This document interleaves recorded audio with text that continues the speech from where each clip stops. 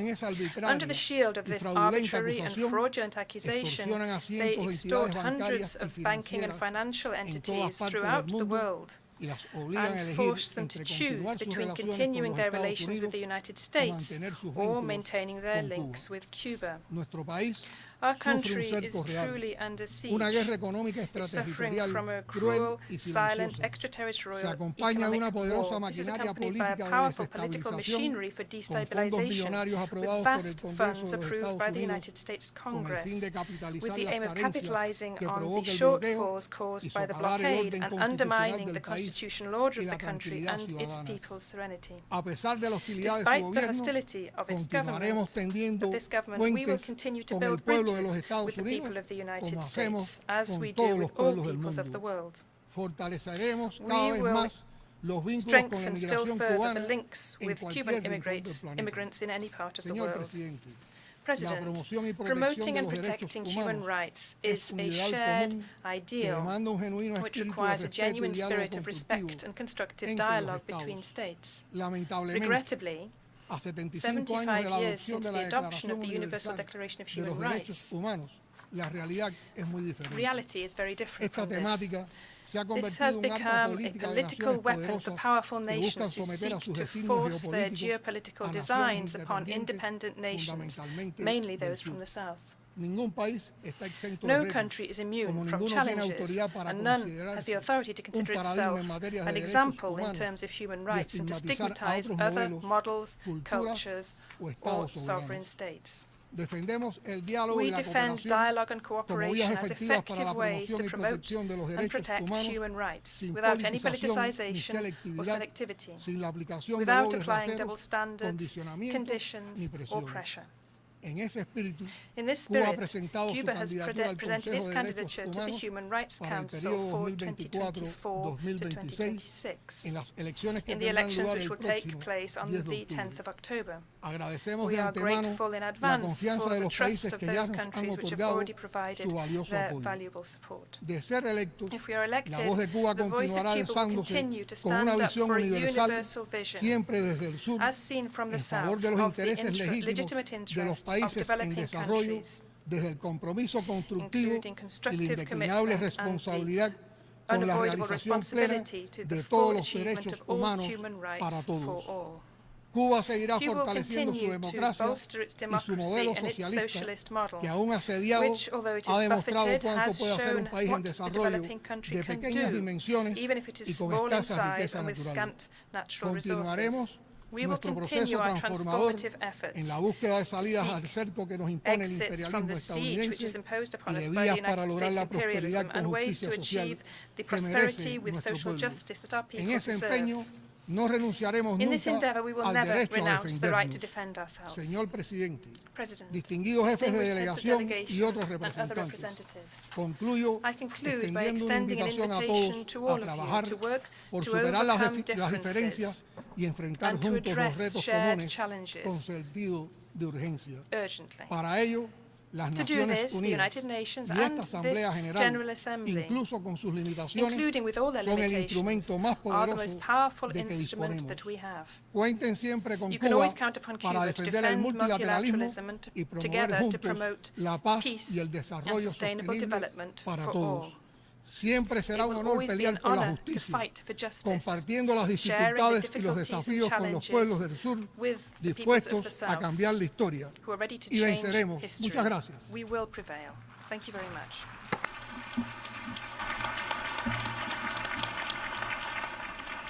On behalf of the Assembly, I wish to thank the President of the Republic of Cuba for the statement just made, and I request protocol to escort His Excellency.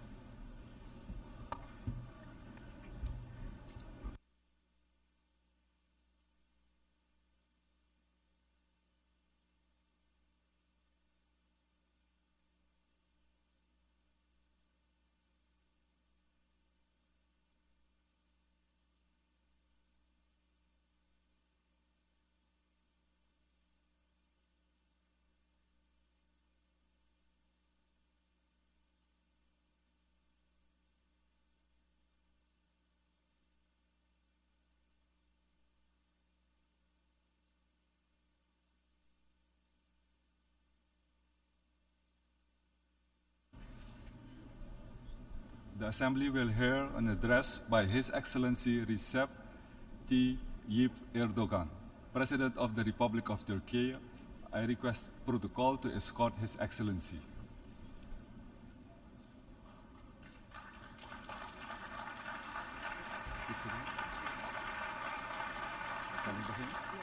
On behalf of the General Assembly, I have the honor to welcome His Excellency Recep Tayyip Erdogan, President of the Republic of Turkey, and to invite him to address the Assembly.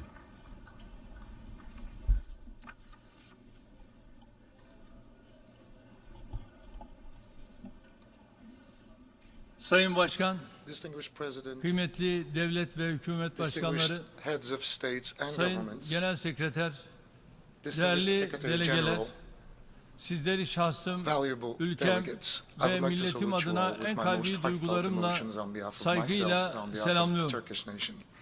Birleşmiş Milletler I would like to 77. congratulate Genel Kurul Mr. Başkanlığı'nı Karaci, who başarılı bir successfully şekilde completed his tamamlayan term as Sayın President of the Karaci'yi 77th tebrik General ediyor. Assembly of the Bu United görevi Nations, devralan and Sayın wish all the Francis'e success to Mr. başarılar Francis, who diliyorum. is taking over his duty. Güven ve dayanışma içerikli bir temayla that toplanan The 78. 78th General Assembly Genel convened with a Kurul'un team tüm of insanlık trust için and hayırlara solidarity vesile will olmasını be a blessing for temenni the ediyorum. entire human race. Dünyamızın geleceği konusunda Unfortunately, it's not geçtiğimiz possible yıl to burada draw yaptığımız a more değerlendirmelere optimistic picture kıyasla of the future daha of our iyimser world bir tablo compared çizmek to the assessments maalesef we had carried out mümkün over this değildir. podium here last year. Karşımızdaki fotoğraf The picture küresel before us ölçekte shows giderek daha that we're fazla, facing daha increasingly karmaşık, complex and daha dangerous tehlikeli challenges sınamalarla on a karşı global karşıya scale. olduğumuzu gösteriyor. Kendi ülkemin There are güneyinde, conflicts, kuzeyinde, wars, humanitarian doğusunda ve crises, batısında political strife, pek and çok social çatışma, tensions to the savaş, south, north, insani kriz, east, and west siyasi of çekişme my own ve sosyal country. gerilim yaşanıyor. Küresel ekonomik sorunlarla These growing birleşerek challenges, sürekli compounded by büyüyen global bu sınamalarla economic baş problems, etmek are her becoming geçen gün more and daha da more zorlaşıyor. more difficult to deal Avrupa'nın with. doğu sınırlarında yaşanan In savaş, addition to the yol humanitarian açtığı tragedy, insani the war on trajediye Europe's ilave eastern olarak borders has ekonomiden created serious güvenliğe, problems in all enerjiden areas, gıda from güvenliğine, economy to her alanda security, from ciddi energy sorunlar to food ortaya supply çıkardı. security. Suriye ile Kuzey Afrika Terrorism, ve which is used Sahel as an instrument bölgesinde of proxy wars in vekalet Syria, savaşlarının North aracı haline Africa, and dönüştürülen the Sahel terörizm, region is causing kırılganlığı irreparable hızla artan damage to the uluslararası increasingly güvenlik fragile iklimine international security onarılamaz climate. zararlar veriyor. Küresel güçlerin The areas of ihtiraslarını operation kullanarak of büyüyen terrorist terör organizations which örgütlerinin grow by faaliyet exploiting the alanları, ambitions of global powers teknolojik are gelişmeler spreading ile like an kötüleşen epidemic across sosyoekonomik vast şartlardan da geographies, taking advantage istifadeyle of technological adeta bir developments salgın and gibi deteriorating geniş coğrafyalara socioeconomic yaygınlaşıyor. conditions everywhere. Yabancı The karşıtlığı, signs of xenophobia, ırkçılık ve racism, İslam and düşmanlığının Islamophobia yeni bir krize turning into dönüşme new emareleri crises have son reached bir alarming yıldır levels endişe in verici the last boyutlara 1 year. ulaştı. Dünyanın No hangi matter which köşesinde corner of the yaşarsak world yaşayalım, we shall live in, iklim değişikliği climate change ve and buna bağlı related doğal natural afetler disasters artık have become a günlük reality hayatımızın in our daily bir lives gerçeği haline gelmiştir. and of our daily lives. Türkiye, On the 6 morning Şubat of February 2023 the 6th, sabah 2023, gerek büyüklüğü, Türkiye gerek faced, etkilediği in the alan words of the itibariyle Secretary General, Sayın Genel quote, Sekreterin "one of the ifadesiyle biggest natural disasters of yüzyılın the century, en büyük both doğal in terms of its afetlerinden magnitude biriyle and the karşı area karşıya kaldı. it affected." Birleşmiş Milletler dahil uluslararası It's toplumun impossible for us to yardım forget the çağrımıza sincerity of the international ivedilikle verdiği community, cevabın including that of the samimiyetini, United Nations, in fedakarca responding sergilenen urgently to çabaları our ve appeal for ülkemize help. sağlanan The help, cömert the desteği self-sacrificing unutmamız efforts, and the mümkün generous değil. support provided to our country. 50 binden fazla insanını The kaybettiği, friendship shown to our country 850 on bin this very yapının dark day, kullanılamaz when hale more than geldiği, 50,000 people have milyonlarca lost their insanı lives barındıran and şehirlerin adeta 850,000 yerle yeksan buildings were olduğu bu destroyed kara and gününde cities sheltering ülkemize millions of gösterilen people for dostluk virtually bizler leveled için to the ground önemli was an bir important teselli source of kaynağı. consolation for us. Dünyanın yüzü aşkın ülkesinden yardım çağrımıza destek We veren have tüm dostlarımıza, friends from all ülkem across the globe, ve from milletim adına 100 countries. teşekkür ediyorum. I would like to thank you sincerely Depremin for yaralarını the sarmak, helping hand you have so generously şehirlerimizi bir an extended önce to ayağa us. kaldırmak için çalışmalarımızı efforts yoğun are bir şekilde underway in an sürdürüyoruz. uninterrupted fashion in order to Birkaç gün önce de reconstruct our destroyed güçlü cities tarihi and the bağlarımızın buildings in bulunduğu there. And a Libya, few days ago, fırtına Libya, ve selin with yol which we have açtığı strong ağır historical ties, yıkımlara was ve subjected to heavy can destruction kayıplarına and significant maruz loss of kaldı. life caused by storms Felaketin and ardından floods. Türkiye olarak Following the 10 bini disaster, aşkın Turkey insanın hayatını immediately kaybettiği, mobilized to help binlerce Libya, where kişiden 12,000 hala people have haber lost their alınamadığı lives Libya'ya and yardım thousands için are still hemen unaccounted for. harekete geçtik. İlk etapta Within the first 3 gemi phase, we've ve sent 3 3 uçakta vessels and 3 567 planes, personelin along yanı with sıra 567 yüzlerce personnel, araçtan relief personnel, binlerce ton hundreds of iaşe, vehicles, and barınma thousands of tons of ve food, sıhhi malzemeden shelter, oluşan and yardımları sanitary bu ülkeye supplies. gönderdik. Sivil toplum Our kuruluşlarımız da non-governmental kendi organizations imkanlarıyla are also bölgedeki participating in the çalışmalara relief katılıyor. efforts in that region with Dünyanın their own neresinde bir means mağdur, and their mazlum capabilities. varsa yanında As a yer alan bir country ülke that olarak stands by the side of the Libyalı victimized and kardeşlerimizi de oppressed people, yalnız wherever bırakmadık, they might be in the world, bırakmayacağız. we haven't and we will not leave Dost our ve Libyan kardeş brothers and ülkelerinde sisters alone. Libya halkına yardım için And the seferber friendly olacağına countries inanıyoruz. hopefully will be mobilized in order to Ülkemiz extend a gibi helping hand şiddetli bir to depremle Libya. sarsılan Faslı And I kardeşlerimize would de like to geçmiş olsun dileklerimi wish an buradan expeditious recovery to our iletiyorum. Moroccan brothers and sisters Kıymetli delegeler, who were hit genel by kurulun a very bu strong yılki earthquake temasının just like the one we had Türkiye'nin recently hedefleriyle experienced. birebir örtüştüğünü Distinguished görmekten delegates, we are pleased memnuniyet to see duyuyoruz. that this year's theme of the General Cumhuriyetimizin Assembly 100. is in yılında line with hayata Turkey's geçirmeye goals, başladığımız because our vision Türkiye of the 100 yılı vizyonumuz Turkey's bu century, örtüşmenin which we en started to somut realize ifadesidir. in the 100th anniversary of our republic, Küresel is the most concrete adaletsizlikleri expression ortadan of this kaldıran, overlapping vision. ekonomik A eşitsizliklerin vision üzerine that giden eliminates global barış, injustices, güvenlik, addressing economic istikrar inequalities ve and refah producing üreten, peace, security, etkili, stability, and kapsayıcı prosperity. ve insanlığı Effective, kucaklayıcı, inclusive, velhasıl that tüm embraces insanlığın humanity. hayrına In bir short, uluslararası it's a call, sistemin it's our tesisi call for the çağrımız establishment of an giderek international daha system çok for the yankı benefit buluyor. of entire Genel humanity. Sekreter And Sayın this vision is Guterres'in finding more geçtiğimiz and günlerde more yaptığı resonance. İkinci We Dünya agree with Savaşı the distinguished sonrası Secretary kurulan General Mr. kurumların Guterres' bugünün recent dünyasını observation, whereby he yansıtmadığı stated that the tespitine institutions biz de established katılıyoruz. after the Second World War no Bu longer tespit bizim reflect today's dünya world. beşten büyüktür This statement çağrımızı expresses our call ifade for ediyor. the world is bigger than Güvenlik Konseyi five. artık dünya The güvenliğinin Security Council has teminatı ceased to olmaktan be the çıkmış, guarantor of world 5 security ülkenin and has become a siyasi battleground for the stratejilerinin political strategies çarpışma of alanı only haline 5 countries. gelmiştir. Kıbrıs'ta yaşanan son We hadiseleri consider the recent içi events boşalmış, taking place in adalet Cyprus ve as a güven manifestation telkin of this etmeyen hollowed out kurumsal yapının bir institutional tezahürü structure olarak that doesn't inspire değerlendiriyor. justice and trust anymore. Barış ve istikrarın As a güçlendirilmesine country that has yönelik pioneered numerous sayısız initiatives to strengthen inisiyatife peace and öncülük etmiş stability, bir ülke olarak we Sayın attach great Guterres'in importance barış to Mr. için Guterres' yeni call gündem for a new oluşturulması agenda çağrısına for peace. önem veriyoruz. Bu anlayışla With this understanding, Rusya-Ukrayna since the beginning savaşının of the başından beri Russian-Ukrainian war, we have been savaşın endeavoring to kazananı keep both our barışın Russian and kaybedeni Ukrainian olmaz friends around teziyle the table hem with a Rus thesis hem that war Ukraynalı will have no dostlarımızı winners and masada peace will tutmaya have no gayret ediyoruz. losers. Savaşın Ukrayna'nın bağımsızlığı We will ve step up toprak our bütünlüğü efforts to temelinde end the war through diplomasi diplomacy ve and diyalogla dialogue on sona the basis of erdirilmesine Ukraine's yönelik independence çabalarımızı and territorial artırarak integrity. sürdüreceğiz. Birleşmiş Milletler'le With the birlikte Black Sea Initiative, which başlattığımız we have Karadeniz launched together with the girişimiyle United Nations, dünya we have piyasalarına prevented the threat of a 33 global milyon hunger ton crisis by ensuring tahıl the ürünü delivery sevk of edilmesini 33 sağlayarak million tons of küresel grain açlık krizi through the tehlikesinin Black Sea önüne to geçtik. the global markets. Şahsi gayretlerimiz neticesinde girişim 3 kez However, the uzatıldı. failure to implement this Ancak agreement in all its girişimin elements has left the world 17 Temmuz facing a itibariyle new crisis. çıkmaza girmesi This dünyayı initiative had yeni been bir extended 3 krizle times, yüz yüze in bıraktı. part with my efforts. Küresel açlık tehlikesiyle karşı karşıya bulunan coğrafyalara uzanan bu insani köprünün humanitarian bridge that extends to the countries that are in dire need will hopefully benefit from our arrangements and from our negotiations. We have a new plan whereby another 1 million tons of grain will be released to the countries in dire need around the world.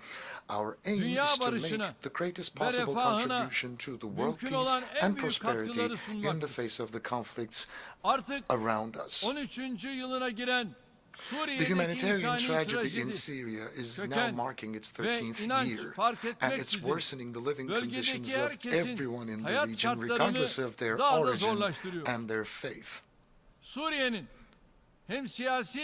We are the only country to take a principled, constructive, and a fair stance against developments that threaten Syria's political unity, social integrity, and economic well-being.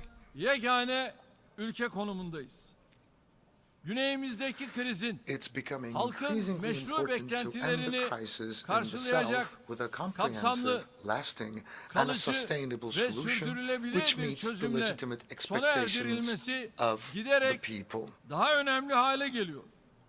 The devastating impact of the February 6th earthquakes, which affected 14 million people in our country, was also deeply felt in Syria, especially in northwestern Syria. The already troubled humanitarian situation has only worsened. It's unfortunate that the United Nations cross-border humanitarian aid operations in the region was interrupted at such a time. As Turkey, we will not leave more than 4 million people struggling to survive in the north of Syria to their fate and demise.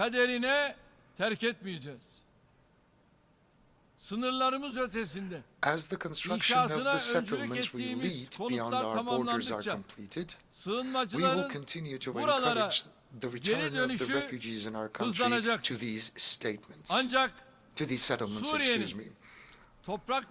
However, the biggest threat to Syria's territorial integrity and political unity is the support given to terrorist organizations guided by the powers that have designs on this country. The Syrian people are overwhelmed by the PKK-PYD terrorist organizations and the radical groups organized on the basis of sectarian divisions, and on the other hand, different groups have reached the point where it is no longer unbearable for the people. As a matter of fact, various consequences of this have started to emerge recently. Iraq, another neighbor, is also making sincere efforts to overcome the internal and external challenges it faces. We act with an understanding that strengthens Iraq's political unity, territorial integrity, and reconstruction efforts, and we do not discriminate between the constituent elements of the country. As the countries of the region, the path to development will be established so that the regional integration will be ensured. The games of those who cling to the Daesh excuse every time they're in trouble in the region have now been all but exposed. As the leader of a country that has actually fought the biggest battle against Daesh, inflicted the biggest losses on this organization, and knows the realities in front of and behind the problem, I want to speak very clearly and frankly. We are sick and tired of the hypocrisy of those who use Daesh and similar organizations as a front to their own political and economic interests in the Middle East, North Africa, and Sahel, but especially in Syria and Iraq. We're tired. The threat in these regions is not only confined to Daesh. The real threat is the terrorist organizations, paramilitary groups, mercenaries, and local elements that are used and that are being nurtured as tools of proxy wars. ve kim daha yüksek fiyat And whoever verirse pays the highest onlara price çalışan will kimi use these yerel unsurlardır. elements. Karşımızdaki bu gerçeğe rağmen Despite this reality, sırf countries siyasi that continue ve to work ekonomik with terrorist çıkarları için organizations for terör their own örgütleriyle political and çalışmaya devam economic eden interests ülkelerin have no right to terörden complain about ve bununla terrorism bağlantılı and its sorunlardan şikayet etmeye hakkı yoktur. problems as an Böyle bir extension. dünyada In ister such a world, çatışma no one is bölgesinin safe, hemen yanında yer alsın, whether ister they live right next to a çok conflict uzakta, zone or far okyanuslarla away on a land çevrilmiş bir surrounded karada by yaşasın. oceans. Hiç kimse Nobody, güvende değil. nobody can be İşte bunun için safe. diyoruz ki That's why we say Birleşmiş that Milletler'in under the auspices öncülüğünde of the United dünyanın Nations, güvenliğini, we must huzurunu, rapidly restructure the refahını institutions sağlamakla charged görevli with ensuring kurumları the security, hızla peace, and yeniden prosperity of the world. yapılandırmalıyız. Coğrafyasıyla We must build ve a demografisiyle global governance dünyadaki architecture that tüm is kökenleri, capable of representing all inançları, origins, kültürleri beliefs, temsil and cultures yeteneğine in the sahip world with its bir geography küresel and yönetim mimarisi inşa demographies. etmeliyiz. Netice olarak In tüm conclusion, kalbimizle we say once bir kez again daha diyoruz with ki all of our hearts, dünya the beşten world is büyüktür, bigger than five, daha adil and bir a dünya fairer world mümkün. is possible.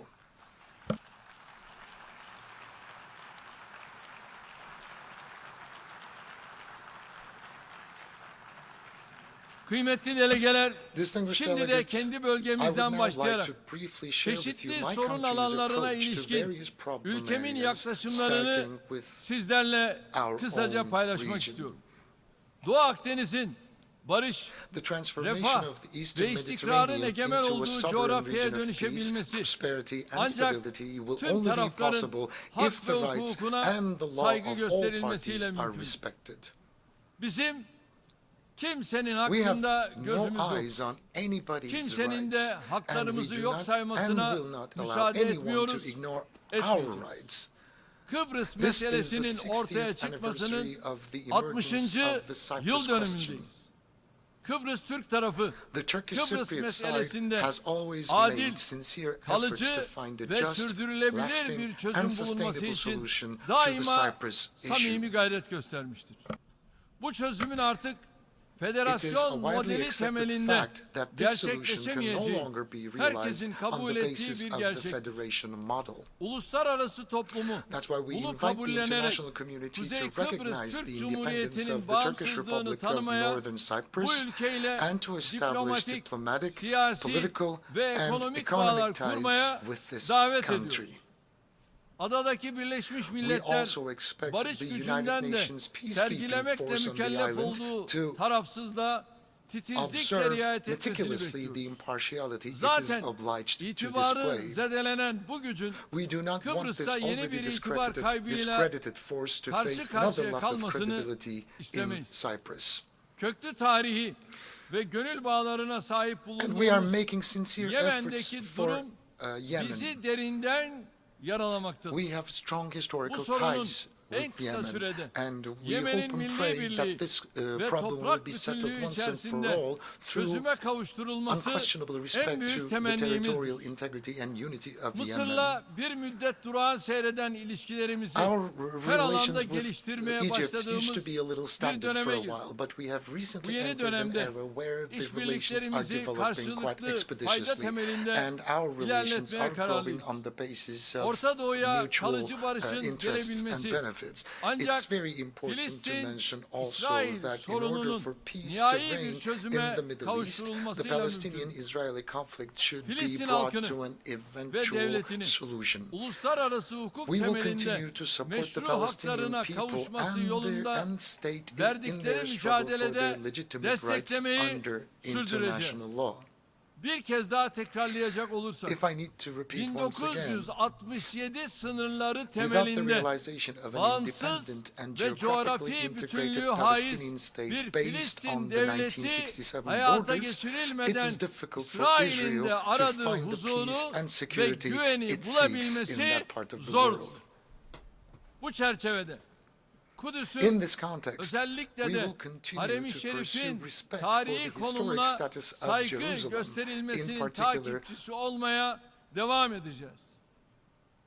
Balkanlarla we kökleri have strong tarihe dayanan political, güçlü siyasi, ekonomik ve economic, and insani humanitarian bağlarımız var. ties with the Balkans, Avrupa'nın bu kritik bölgesinde going back in istikrarın history. sağlanması, And we are working hard anlaşmazlıkların on bilateral, diyalog yoluyla regional, and çözülmesi international için platforms to ensure ikili, stability in this bölgesel critical ve region of Europe uluslararası and to platformlarda resolve the yoğun disputes çaba through gösteriyoruz. dialogue. Son dönemde gerginleşen We Kosova actively support the ve processes. Sırbistan arasındaki We ilişkilerin actively support the process for the normalleşmesi için normalization yürütülen of relations süreçleri between Kosovo aktif and şekilde Serbia, which have destekliyoruz. been strained recently. Bölgesel ve küresel sınamaların The giderek increasingly complex nature birleşen of yapısı, regional and global Türkiye, challenges points to the Avrupa need for Birliği Turkey ilişkilerinin and European Union sağlıklı bir relations to zeminde move forward on a healthy ilerletilmesine basis her more than ever zamankinden daha before. fazla ihtiyaç olduğuna işaret ediyor.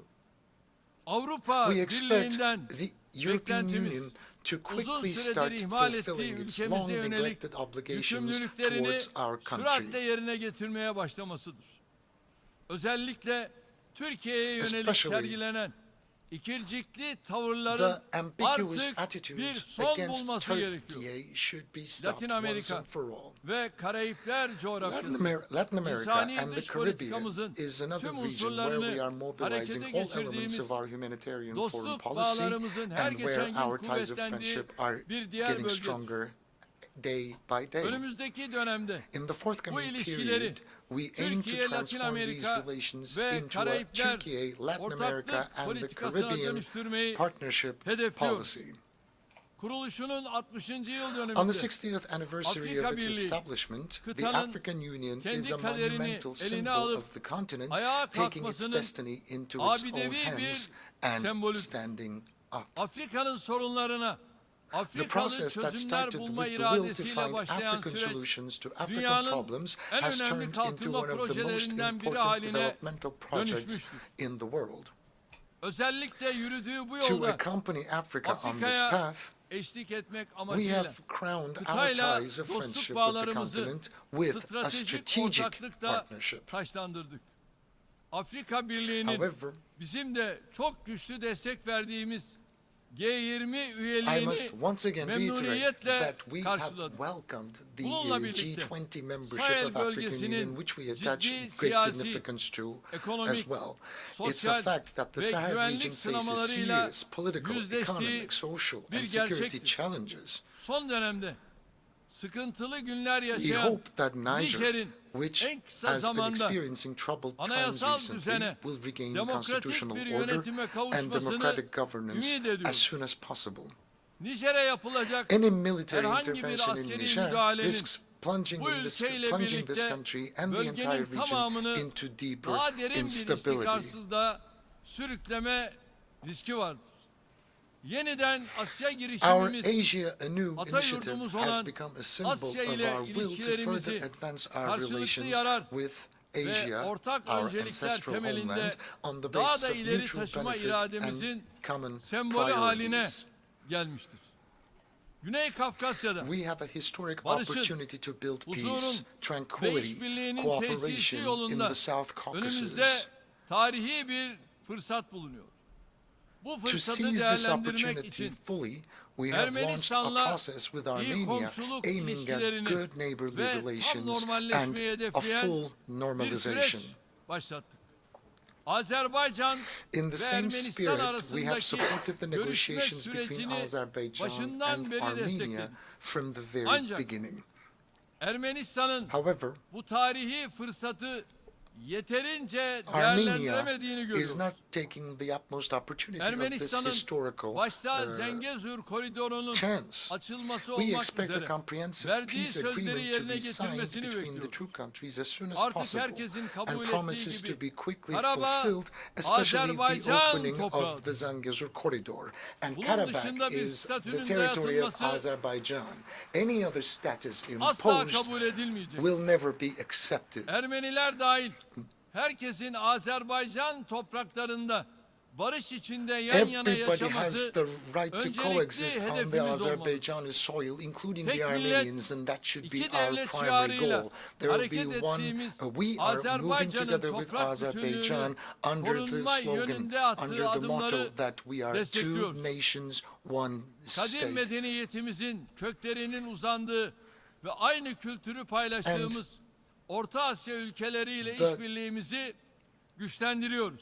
The efforts for the strengthening of our cooperation with the countries of the Central Asia, where the roots of our ancient civilization lie and where we share the same culture, are currently underway.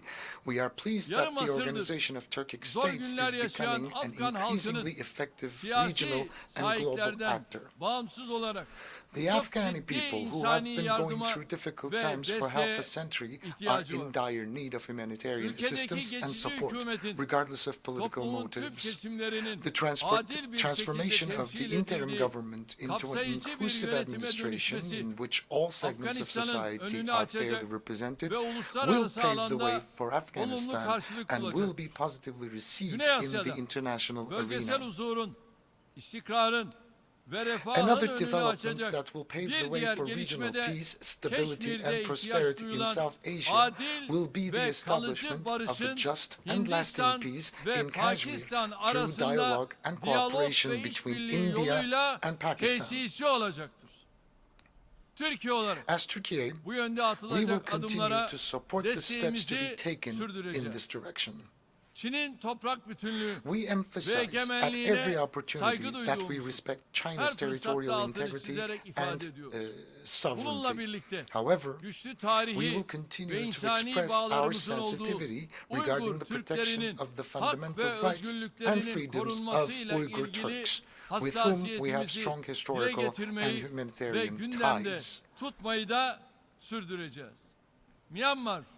We are a country that has extended a helping hand to Rohingya Muslims living in difficult conditions in Myanmar and Bangladesh since the first day. Our support for the displaced Rohingyas will continue until their safe, voluntary, dignified and permanent return to their homeland is ensured. Dear delegates, gündemimizdeki bir önemi küresel sınama our goal of continuously improving relations with our neighbors as well as with our friends in more distant geographies is essential manifestation of our quest to respond more effectively to global challenges. And energy supply security is an important issue in the global agenda, and we have carried out significant investments in the last 2 decades in order to depend on our own means. Energy should no longer be used as an instrument of hostility, but energy should be a vessel for solidarity and cooperation. So within this framework, from the Black Sea to the Balkans, from the Caucasia to many different parts of the world, we have always prioritized cooperation and solidarity. And we are striving to do more. And in the field of transportation, Turkey has the geopolitical position to support all projects that will pass through or around it. Technological innovations should be seen as an opportunity to solve global and regional challenges, not as a trump card to increase competitiveness.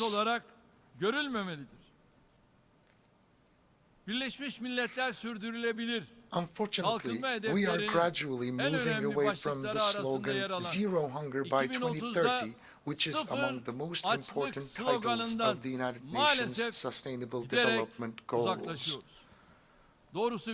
In fact, we find it difficult to accept hunger as an issue, as an unsolved problem here in the 21st century.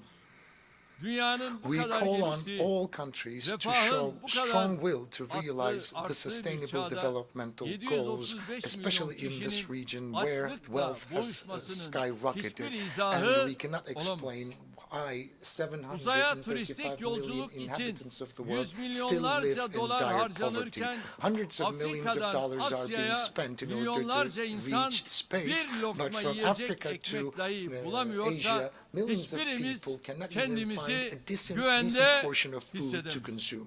So long as that is the Sürdürülebilir situation, kalkınma none of us can hedeflerinin be safe. hayata geçirilmesi için So, tüm ülkeleri as I've said güçlü before, irade all countries sergilemeye should davet ediyoruz. demonstrate a strong will in order to realize Kalkınma sustainable yardımları konusunda development goals. dünyanın en cömert ülkeleri arasında We are yer one of alan the most Türkiye'nin generous bu countries of the çağrıyı world yapma in hakkı terms of olduğuna inanıyoruz. development İklim aid, and we değişikliğine have the bağlı right to launch this küresel sıcaklık artışının appeal.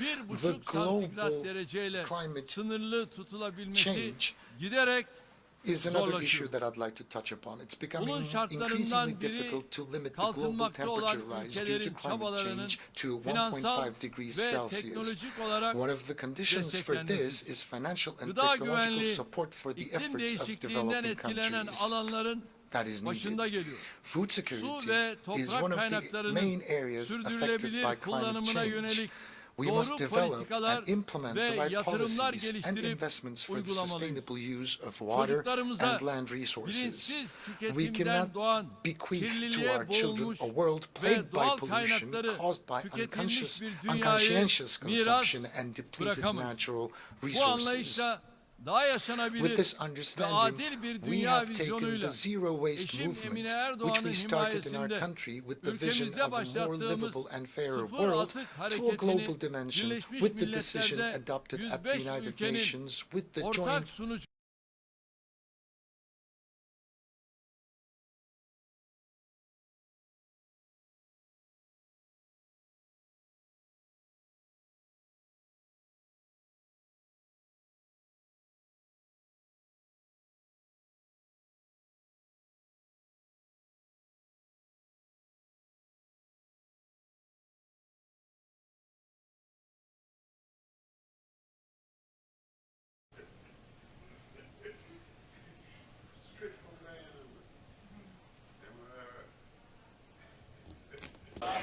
Prazer em recebê-lo.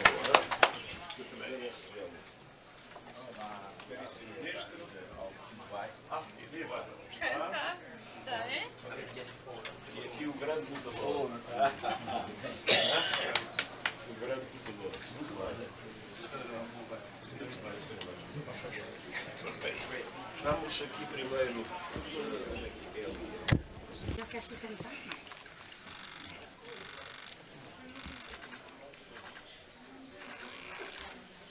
E agora tiramos aqui Uma foto.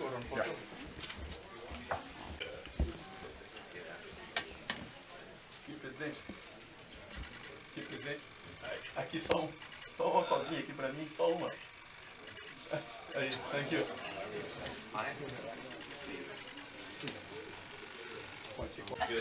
São os nossos documentos de política de preparação para a Cimeira do Futuro, que talvez tenham algum interesse também para a presença do G20.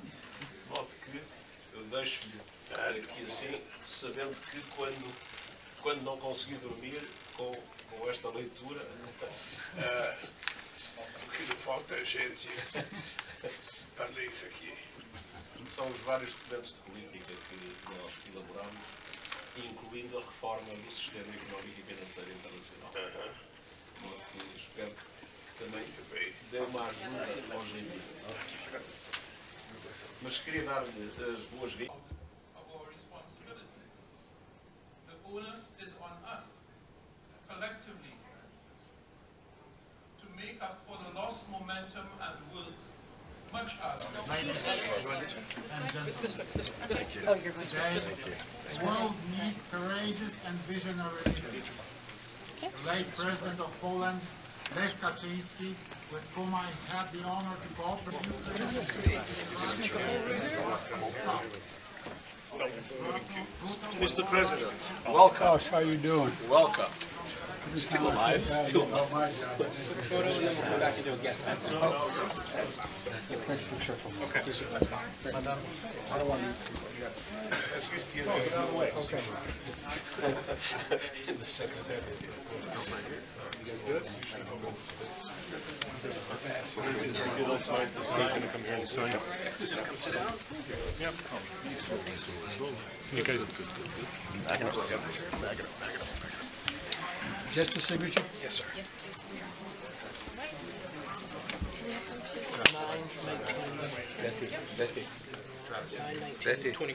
Betty.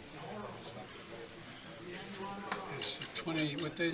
19, 23.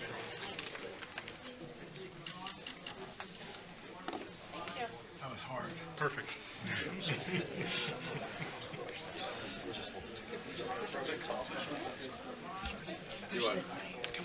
Pretty serious. Okay, I'm here. Going into the smallest meeting room. Just the leaders. We're just. Not the TV, right? It's just official. They bring in press, right?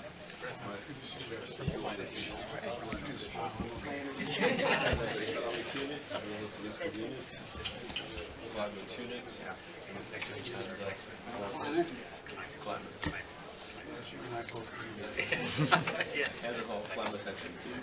And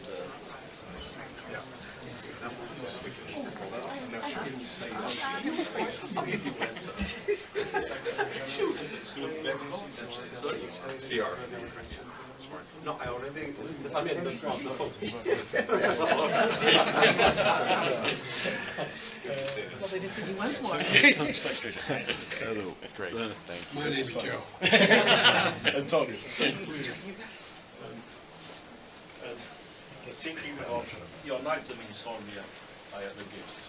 These are the policy briefs in preparation for the summit of the future. They are the best, better than any film in major state. When you go around the world in 5 days, I'm going to carry that again. Thank you. We promised to give it back to Oh, my deceased mother would say, she looked at me and said, God love you, son. Well, thank you very much.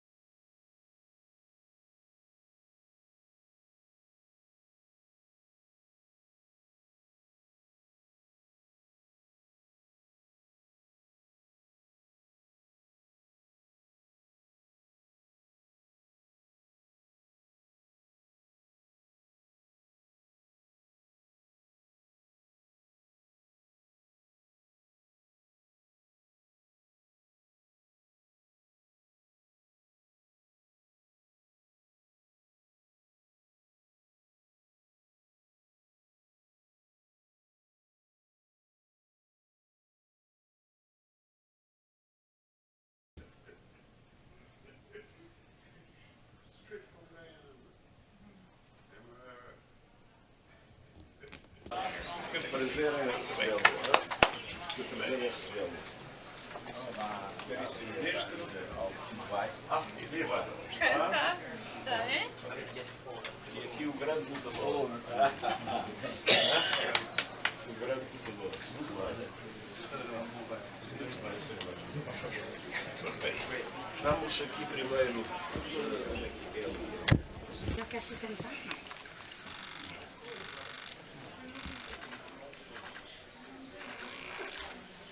E agora tiramos aqui Uma foto? Yeah.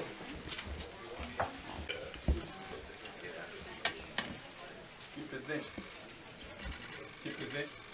aqui só uma colinha aqui pra mim, só uma. Aí, thank you.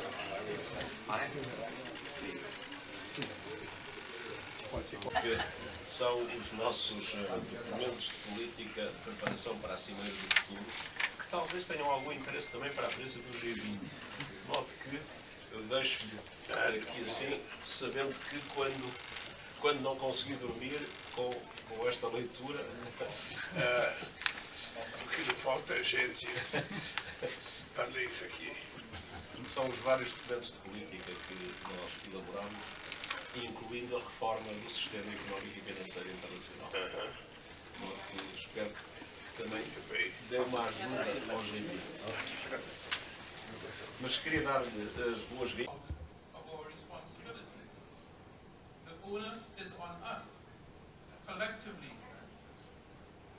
to make up for the lost momentum and work much harder. The world needs courageous and visionary leaders. The late President of Poland, Lech Kaczyński, with whom I had the honor to cooperate.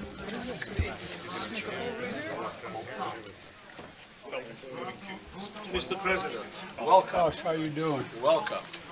Still alive? Still alive.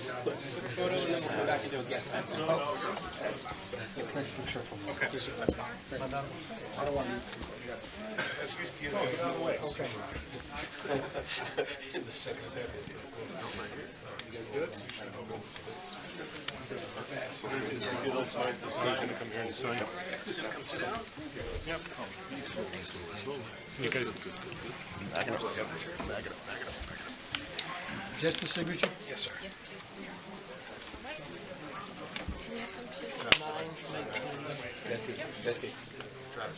Betty. 23. Betty. It's 20, what day? 19, 23.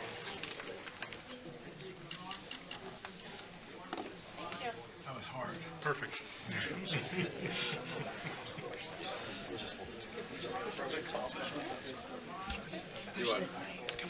Pretty serious. Okay, I'm here. We're going into the smallest meeting. Just the leaders. We're just. But it was Not the TV, It's just official.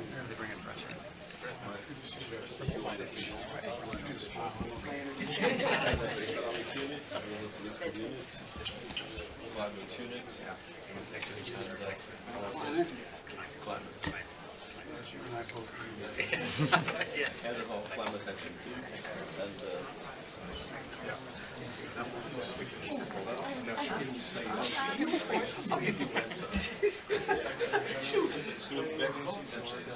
CR.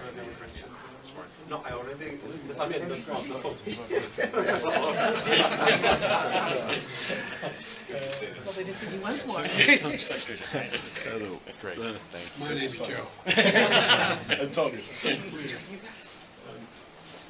And thinking about your nights of insomnia, I have a gift. These are the policy briefs in preparation for the summit of the future. They are the best, better than any film that you've seen. When you go around the world in 5 days, I'm going to carry that again. Factory.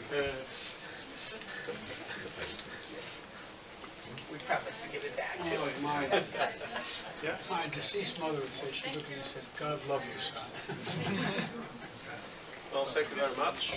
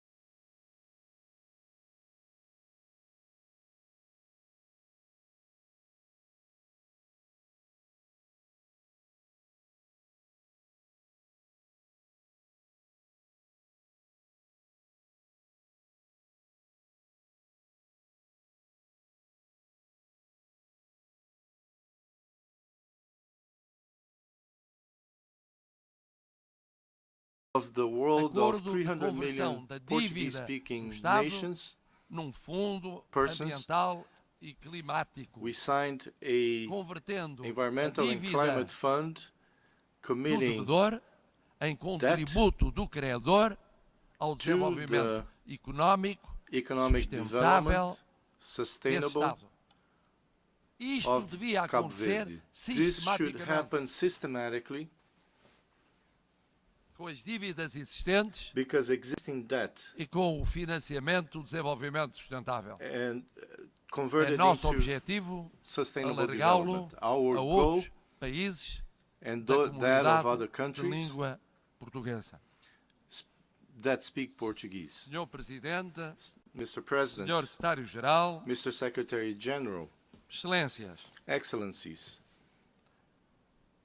ano após ano, year nós after prometemos. year, É tempo de cumprir. we lose time. É tempo de cumprir no respeito Time has come do direito for us internacional. to deliver É on tempo de respect cumprir for na international law, construção da paz. on building É tempo peace. de cumprir na It is cooperação time to internacional. deliver on É international tempo de cumprir na cooperation, correção das desigualdades mundiais. on the correction É tempo of de cumprir nas world alterações inequalities, climáticas. on É climate tempo de cumprir change, na reforma das Nações Unidas. on the reform É of tempo the de cumprir United Nations. na reforma It das is time to instituições deliver financeiras on the mundiais. reform of Sem international isso, não há financial institutions. multilateralismo Without possível, this, there is no não há possible cooperação multilateralism. Não There há is paz, no pouco por todo o mundo. lasting cooperation Cada and no dia peace perdido throughout the world. Every é day mais we lose dia de desigualdade, is another day of egoísmo, inequality, de conflito, de selfishness, guerra. conflict, Cada dia war. ganho é Every dia day we mais gain de justiça, is another day solidariedade of e de justice, paz.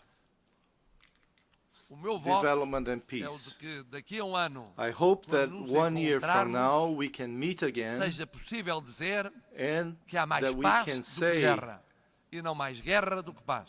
there is more Há peace mais than justiça war, do que injustiça. there is more justice Há mais than igualdade injustice, do que there is desigualdade. more equality than Há mais ação inequality, climática there is do more que inação climate climática. action than climate Há inaction. mais reforma das Nações There Unidas is more do que reform of the adiamento da United reforma. Nations. Há mais reforma das instituições There is more financeiras reform of the do que financial ignorância ou institutions. menorização dessa reforma. Se assim for para o ano, If that is so, valeu a pena. Se it will assim be não for, worth our while. continuaremos a ouvir Otherwise, we will sempre continue os to mesmos hear e tantos deles muito influentes a all the same prometerem people e a não very cumprirem. influential who promise E things that do not perceberemos deliver. porque é que os povos acreditam We cada vez realize menos why naqueles que os governam. nations, Muito obrigado. people believe less and less on the people who govern them. Thank On you. behalf of the Assembly, I wish to thank the President of the Portuguese Republic for the statement just made, and I request protocol to escort His Excellency.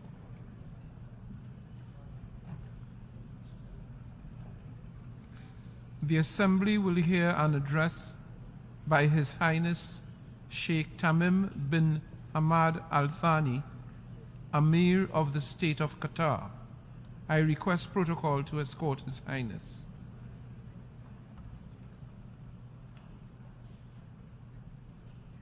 On behalf of the General Assembly, I have the honor to welcome His Highness Sheikh Tamim bin Hamad Al Thani,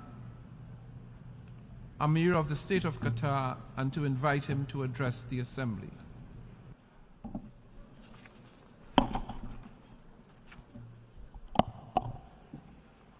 بسم الله الرحمن الرحيم.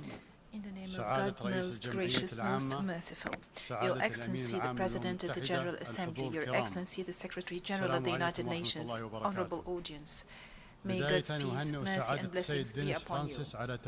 At the outset, I would like to congratulate His Excellency Mr. Dennis Francis for assuming the presidency of the 78th session of the General Assembly, wishing him success. I would like also to express my appreciation to His Excellency Mr. Chasba Kuroshi for his efforts in presiding over the 77th session. I would like to commend the efforts made by His Excellency Mr. Antonio Guterres, the Secretary General of the United Nations, as well as the personnel of the United Nations towards the fulfillment of its lofty goals.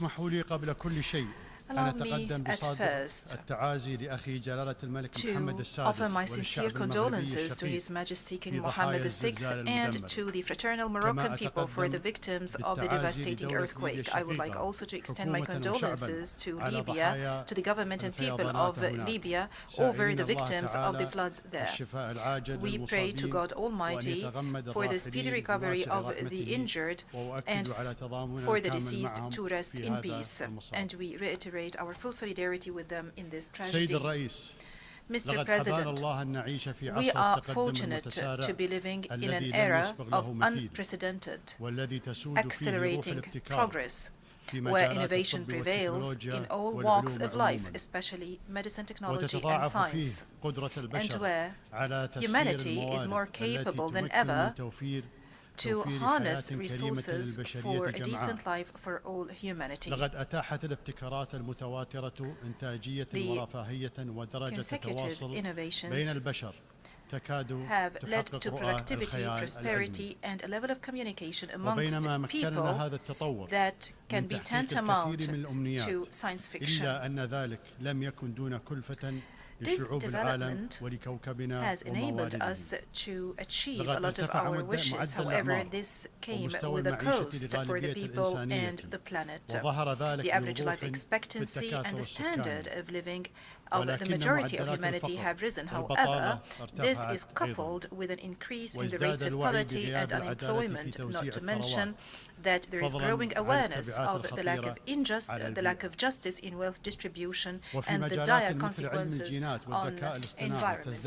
And in terms of genetics and artificial intelligence, we have a lot of potential that could achieve prosperity for the whole humanity. However, the gap between the possibilities and reality is widening. So, in this era, and as those potentials unfold, we find peoples grappling with child labor, hunger, unemployment, civil wars. Meanwhile, the developed countries guard their borders against the influx of refugees, as if the peoples on this earth live in two different eras. The accelerating technical development and the growing reliance thereon open up unprecedented prospects for humanity to develop for the better, and undoubtedly science and technology are crucial for increasing productivity and improving human life quality. However, embracing the means without responsibly thinking of the ends to which those means are used have led to major disasters, such as using nuclear weapons, conducting dangerous experiments on humans, as well as genocide in concentration camps. It is incumbent on us to keep pace with the scientific and technical development and to encourage the same in our countries. Meanwhile, barriers between countries in this field must be removed. However, at the same time, we should not ignore risks such as deep fakes, violation of privacy, hacking, phishing, identity theft, educational process disruption by facilitating plagiarism, as well as human deception ploys. Therefore, and in addition to the necessity of cooperation and investment in developing those technologies, we reiterate our call for unison to prevent the misuse of cyberspace and to regulate this vital aspect on the basis of the rules of the international law. In this context, the Web Summit 2024 is set to take place in Doha. This will be a very important opportunity to review development in the field of technology and to create new cooperation opportunities in the realm of technology for the benefit of humanity as a whole. And I would like to take this occasion to welcome you all in Doha. Mr. President, we must not forget that there are peoples around the world, especially in our region, that are overwhelmed by the present tragedies. Thus, the issues that I have just mentioned might seem to them as luxury. Thus, if we truthfully call ourselves international community and not merely separate entities, we have to work and to strive towards ending injustice afflicting those people, at least in accordance with the resolutions of this body and the international law. It is unacceptable for the Palestinian people to continue to languish under the yoke and the intransigence of the Israeli occupation and the rejection by consecutive Israeli governments of any just political solution according to international legitimacy. It is conspicuous to all that the inaction by the international organization to take procedures against the occupation has given Israel the opportunity, and it continues to give Israel the opportunities to undermine the pillars of the two-state solution to the extent that the occupation has become tantamount to a brazen and conspicuous apartheid system in the 21st century. This has been very conspicuous to the extent that even some of Israel's friends have noticed that. Israel also responds to Arab peace and normalization initiatives with more nationalist and ultra-Orthodox intransigence and extremism that is reflected in government coalitions and further settlement expansion. In addition to the Judaization of Jerusalem, attacks on the holy sites, and using heavy-handed and draconian measures against the people in Gaza. Qatar provides and extends political, humanitarian, and development support to our brotherly people in Palestine, and we do also contribute towards rebuilding the Gaza Strip, which is reeling under the siege, in addition and the embargo, in addition to its continuous contribution to the UNRWA funds. We also maintain our firm stance regarding the fairness of this cause.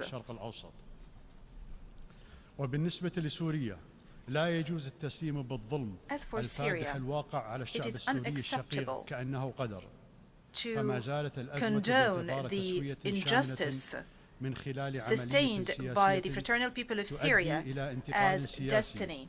The crisis is awaiting a comprehensive settlement through a political process leading to a political transition in accordance with the Geneva Declaration 1 and the Security Council Resolution 2254, while maintaining Syria's integrity, sovereignty, and independence. It's regrettable to witness this year the outbreak of violence in the Sudan, which had dire effect and impact on the Sudanese people and which has exacerbated the crisis of refugees. We condemn all crimes perpetrated against civilians in the capital Khartoum and in Darfur, and we call for holding the perpetrators thereof accountable. Also, we call for putting an end to the violence and to resort to reason to spare civilians the consequences of fighting, and we do stress our support to all regional and international efforts to facilitate ceasefire and dialogue between all political powers in the Sudan for the future of the Sudan. And in fraternal Lebanon, where the specter of danger hangs over the state's institutions, we do stress the need for finding a sustainable solution to the political vacuum, introducing mechanisms that thwart its recurrence and forming a government capable of addressing the aspirations of the Lebanese people. It is regrettable for the suffering of this fraternal people to be prolonged just because of political and personal calculations. And in Yemen, we call for settling the crisis according to the National Dialogue, the Gulf Initiative, and the relevant Security Council resolutions. And when it comes to Libya, we do stress our unwavering support for the endeavors of the Special Representative of the Secretary General and the head of the United Nations Support Mission in Libya. We do support his efforts to achieve tangible results to resolve the Libyan crisis.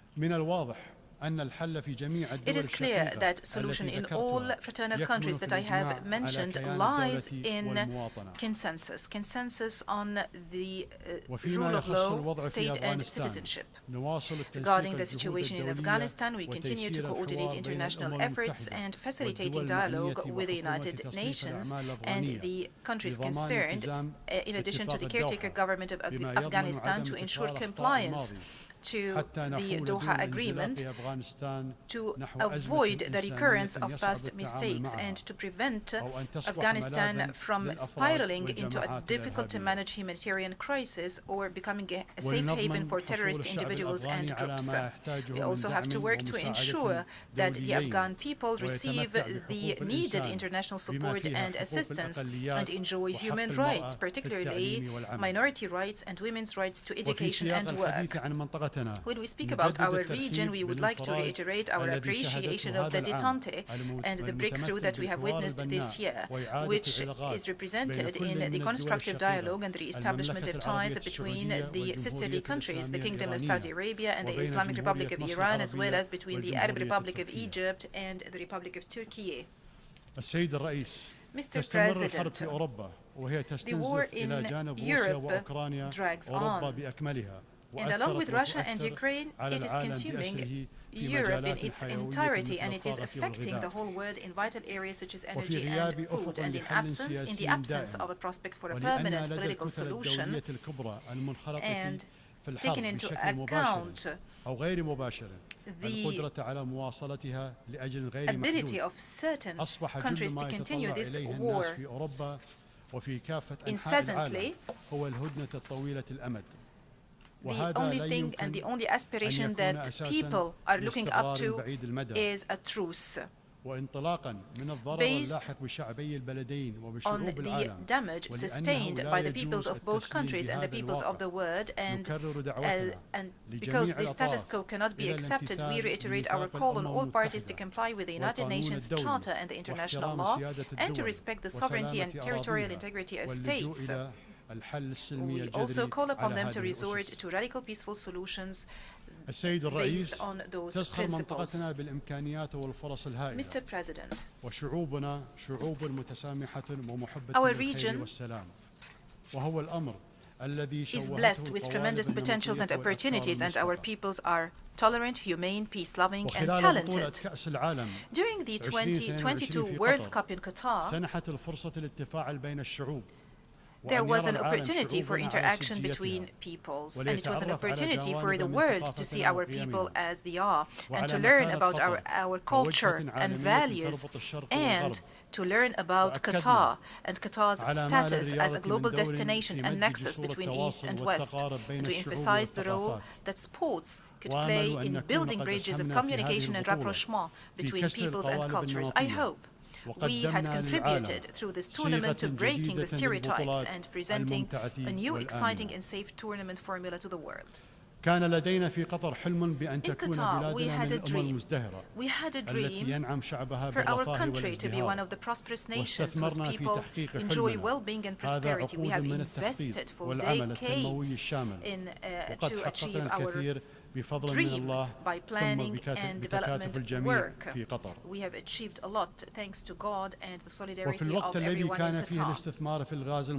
While investing in liquefied gas was a leverage to realize that dream, this investment also enabled us to play an important role in addressing the energy challenge around the world by embracing a realistic vision that takes into consideration the world needs for a diverse mix of different energy sources, and by using the highest levels of advanced technology, which is environmentally friendly.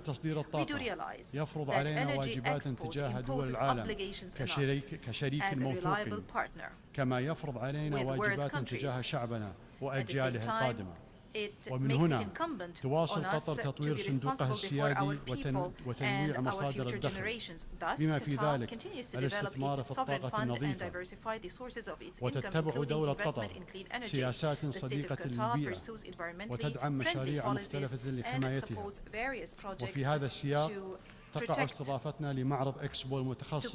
the same. In this regard, we are going to host the Qatar Horticultural Expo next month. دورها في تقديم المساعدات الإنسانية وفي جهود الوساطة وحل النزاعات التي تؤثر على منطقتنا. responsibly works towards strengthening its role in providing humanitarian aid and mediation efforts and to resolve conflicts that affect the world. The path to resolve conflicts through peaceful means is a long and strenuous path, but it is less costly than wars, and our commitment to continue our efforts in facilitating and making peace is a firm commitment deeply rooted in the core of our foreign policy. Mr. President, we stress that we take pride in our partnership with this international organization, and this is evidenced by Qatar's opening the United Nations House in last March, which includes 12 UN offices so far. Last March, or in March of this year, my country hosted the 5th United Nations Conference on the Least Developed Countries, which is considered one of the most prominent international fora.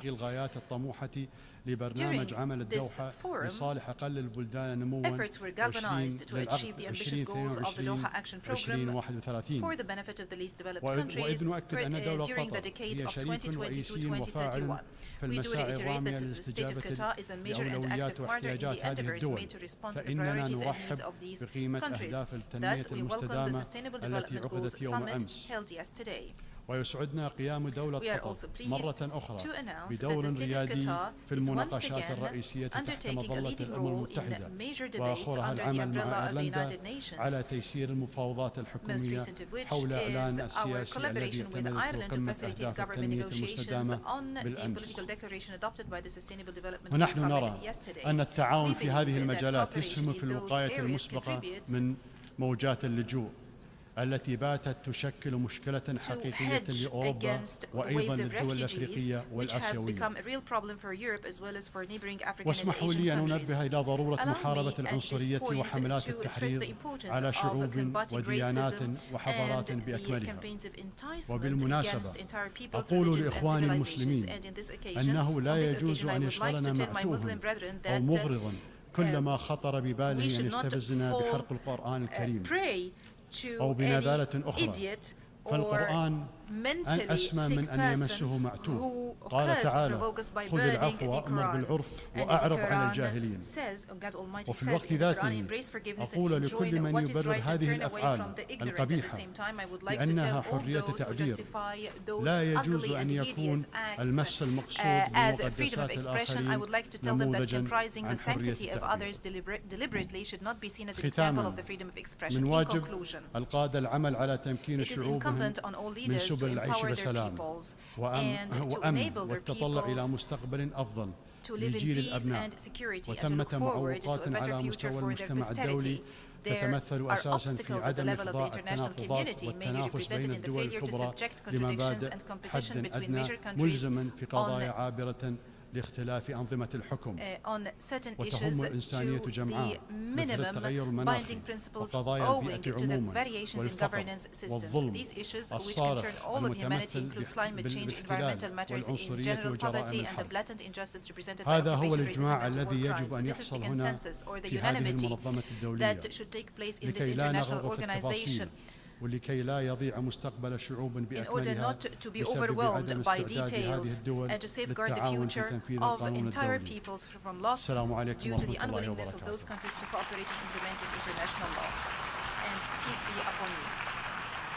On behalf of the Assembly, I wish to thank the Emir of the State of Qatar for the statement just made, and I request protocol to escort His Highness.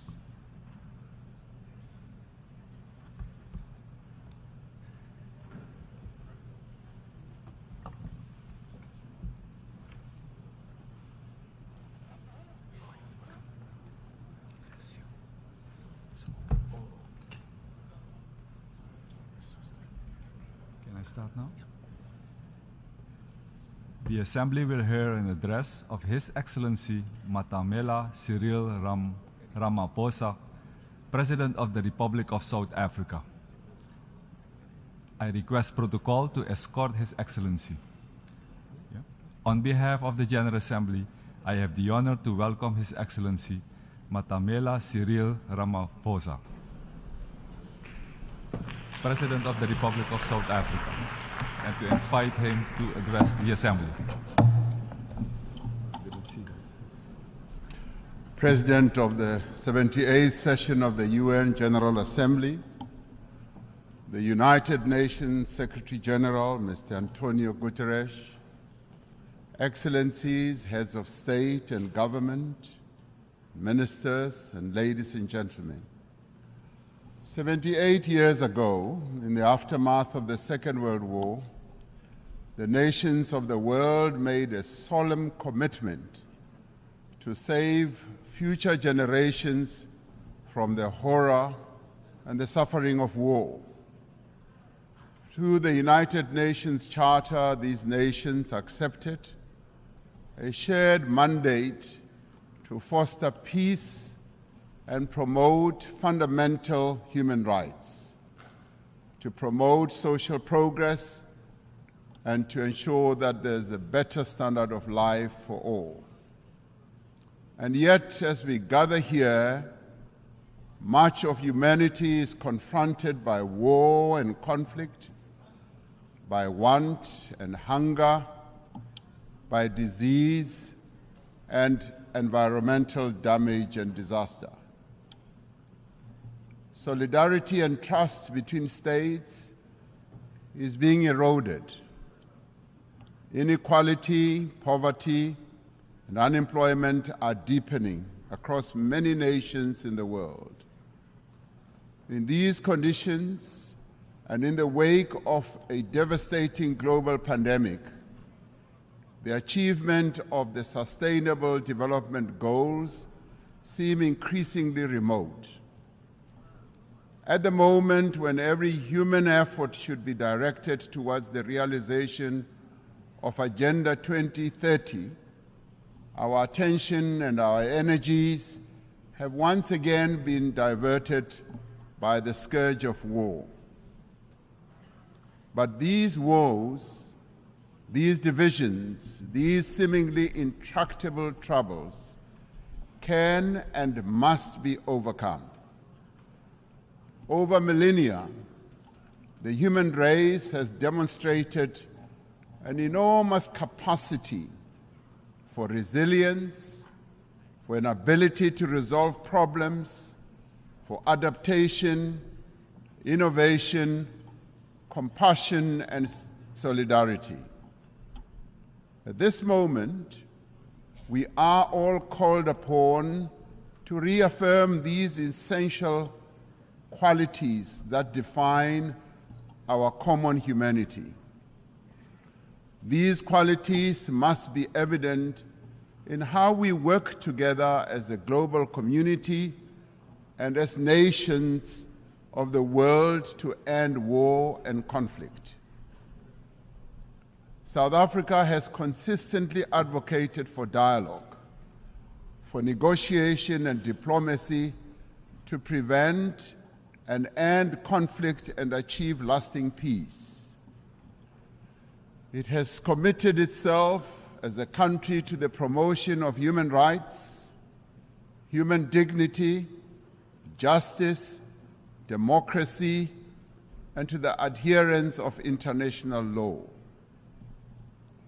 From the experience of our own journey, from the evil system of apartheid, which was declared a crime against humanity by this very organization, to democracy, we value the importance of engaging all parties to conflicts to achieve peaceful, just, and enduring solutions.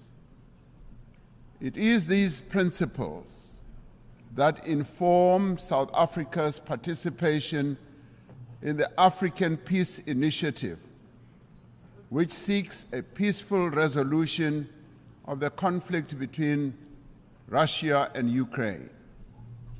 In this conflict, as in all conflicts, we have insisted that the UN Charter's principle of respect for the territorial integrity of every country should be upheld. Our participation in the African Peace Initiative, supported by 7 countries from the African continent, is informed by a desire to see an end to the suffering of those most directly affected by the conflict and the millions on our own continent and across the world who, as a result of the conflict, are now vulnerable to worsening hunger and deprivation. As we engaged with the parties in this conflict as African leaders, one of the issues we raised was that there should be confidence-building measures that could create a sense of conflict towards the resolution of this conflict. In this regard, we said issues such as the return of the children who were removed from Ukraine should be returned. We also said that the prisoners of war should be exchanged between the two countries. I've just held a meeting with President Zelensky, who says that, in part, some of our efforts are bearing fruit as the children are now being returned and the prisoners are also being exchanged. But then we said we need to see this happening on a much faster pace. As the international community, we must do everything within our means to enable meaningful dialogue, just as we should refrain from any actions that fuel conflict. As we confront other conflicts in several parts of the world, including on our own continent, Africa, we need to be investing in prevention and peace building. We support the call by the UN Secretary General in the new Agenda for Peace for member states to provide more sustainable and predictable financing for peace-building efforts. As a global community, we should be concerned by the recent incidents of unconstitutional changes of government in some parts of Africa.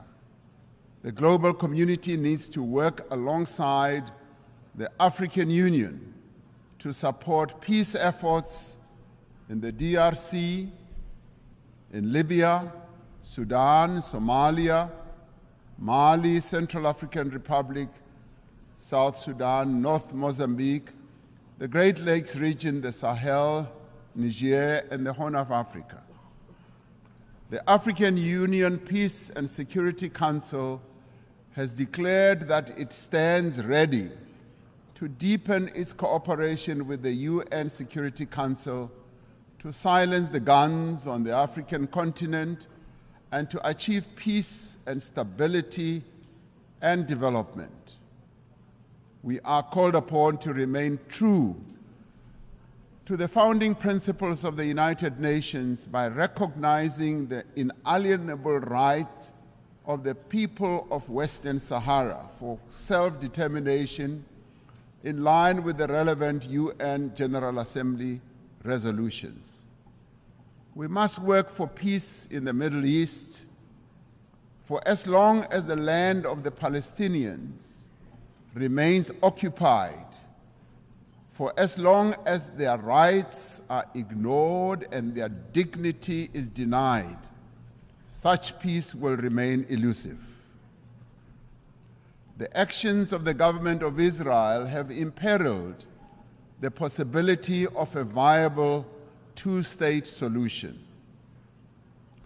The principles of the UN Charter on Territorial Integrity and on the prohibition of the annexation of land through the use of force must be applied in this situation as well.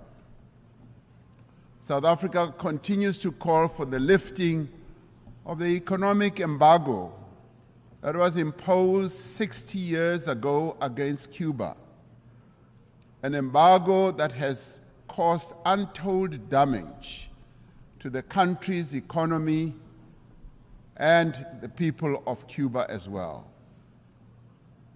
The sanctions that are also being applied against South Africa's neighbor, Zimbabwe, should also be lifted as they are imposing untold suffering on ordinary Zimbabweans but also have a collateral negative impact on neighboring countries as well, such as my own country, South Africa. As many people around the world are confronted by hunger and want, the essential human qualities of cooperation and solidarity must be evident in the actions that we take to bridge the divide between the wealthy and the poor. We must summon the necessary will and resolve to regain the momentum towards the achievement of the 2030 agenda. This means that we must address the fundamental developmental challenges that have long characterized as well our unequal world. To address the developmental challenges that face many people in the world, we are required to focus on targeted investments, on technology transfer, capacity building support, especially in key areas such as supporting industrialization, building infrastructure, ensuring that agriculture investment takes place, ensuring that there is investment in water, energy, education, and health. This also requires predictable and sustainable financial support, including supportive trade policies from the international community. We call on the partners of the wealthier countries to meet the financial commitments they have made. It is a matter of great concern to us from the Global South that these wealthier countries in the Global North have failed to meet the undertakings they made to provide $100 billion a year for developing economies to take climate action. This must be changed, and the money must be made available in the interest of development. We support the proposals outlined in the Secretary General's Sustainable Development Goals stimulus. In particular, we support the call to tackle debt and debt distress that many countries, particularly in the Global South, are burdened by. And we support the call to massively scale up affordable long-term financing to $500 billion a year and to expand contingency financing to countries that are in need. It is a grave indictment on this international community that we can spend so much money on war. And in fact, trillions are being spent on war, but we cannot support action that needs to be taken to meet the basic needs of billions of people in the world, needs such as addressing hunger, health, empowering women, and making sure that there is development in countries that are vulnerable. The achievement of the Sustainable Development Goals depends fundamentally on the empowerment of women in all spheres of life. Social and economic progress will not be possible unless we end gender discrimination. We must ensure that there is equal access for women to health care, education, as well as economic opportunities. We must pay particular attention to the provision of adequate health services to every woman, child, and adolescent. By doing so, we will fundamentally improve the health and well-being of all. The empowerment of women must be central to the actions we now take towards the realization of Agenda 2030. The women of the world need empowerment. They have a right to empowerment. They have a right also to participate equally in decision-making structures of all institutions in the world.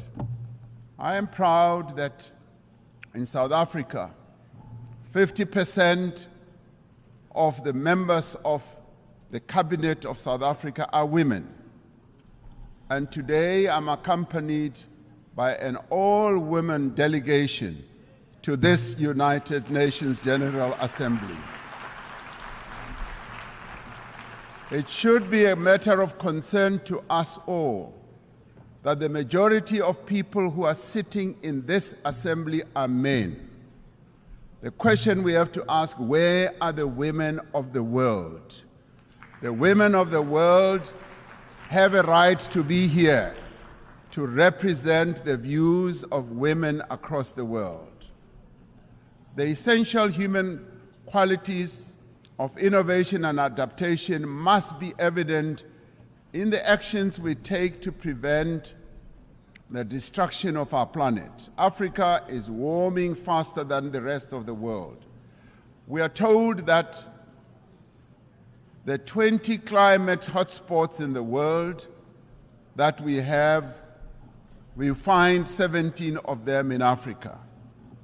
Africa is least responsible for the climate damage that has been caused, and yet it bears the greatest burden.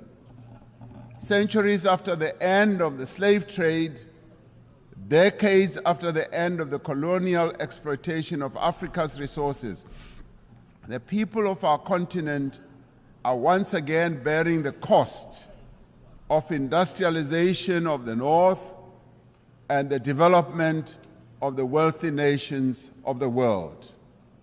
This is a price that the people of Africa are no longer prepared to pay. Many countries in the North count their assets in the mineral resources that are beneath the African soil. The wealth of Africa belongs to Africans.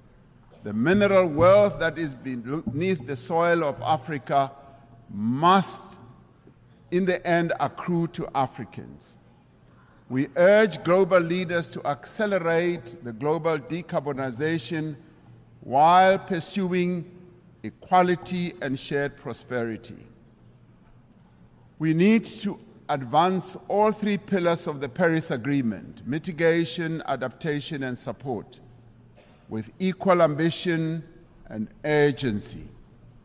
African countries, alongside other developing economy countries, need increased financial support to both implement the 2030 Agenda and to achieve their climate change goals in a comprehensive and integrated manner. We need to operationalize the Loss and Damage Fund for vulnerable countries hit hard by climate disasters, as agreed at COP27. Africa has embraced this challenge.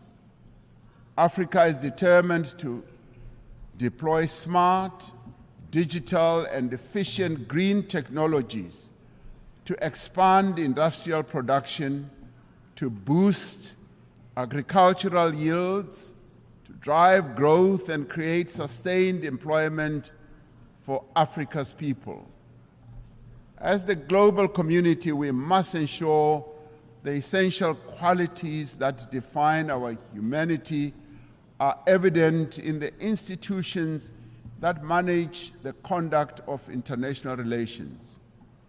We require institutions that are inclusive, that are representative, that are democratic, and advance the interests of all nations. We require a renewed commitment to multilateralism, based on clear rules and supported by effective institutions. This is the moment to proceed with the reform of the United Nations Security Council, to give meaning to the principle of the sovereign equality of nations, and to enable the Council to respond more effectively to current geopolitical realities. We are pleased that the common African position on the reform of the Security Council is increasingly enjoying wide support. This process must move to text-based negotiations, creating an opportunity for convergence between member states. The recently held BRICS summit in Johannesburg also affirmed the view that the United Nations Security Council should be reformed and should ensure that those who are not represented, that is, nations that are not represented, are also represented. We must ensure that the voice of the African continent and the Global South is strengthened in the United Nations and broader multilateral system. All the peoples represented here in this United Nations had their origins in Africa. In Africa, they developed the tools and capabilities to spread across the world and achieved remarkable feats of development and progress. And all this was due to the skills and the talent that originated from the African continent. Despite its history, despite the legacy of exploitation, colonialism, and subjugation, despite the ongoing challenge of conflict and instability, Africa is determined and ready to regain its position as a site of human progress. The era of African development has arrived. Through the African Continental Free Trade Area, which is creating a wider, seamless trading area and also accelerated interconnectivity, African countries are mobilizing their collective means and resources to achieve shared prosperity. Through this treaty, African countries are establishing for themselves the foundation for a massive increase in trade, accelerated infrastructure development, regional integration, and sustainable industrialization. As the global community, we have the means and we have the desire to confront and overcome enormous challenges that face humanity today. As the nations gathered here in this General Assembly, let us demonstrate that we have both the will as well as the resolve to secure a peaceful, prosperous, and sustainable future for our world, but more importantly, for future generations that will follow, leaving no one behind. That is the duty that we all now have. I thank you.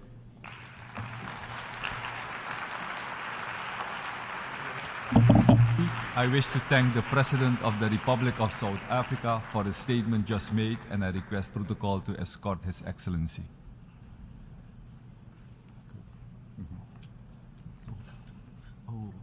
Sorry.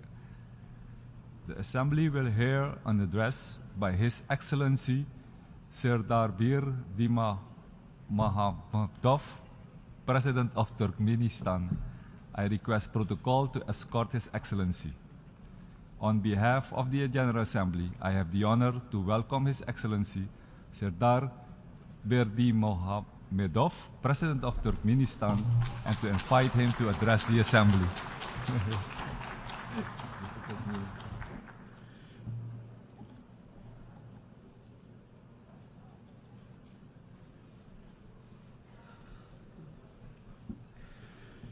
Dear heads and members of delegations, ladies and gentlemen, first of all, I would like to congratulate you with the opening of the 78th session of the General Assembly of the United Nations and wish you the productive work. I would like to congratulate Denis Francis with his election as the President of the General Assembly of the United Nations. Today, high responsibility should unite all member states of the United Nations. Each of them should and has the means to significantly contribute to the tackling of the tasks of the UN. Current world faces very serious challenges out of multiple reasons. All of them, despite their difference in appearance, influence the course of the interstate relations in a greater or lesser extent, and often negatively influence the implementation of agreed plans and programs on key areas of the global agenda. This, in turn, may lead to the blurring of the very foundation of global security as a principle of the UN, which should not be allowed.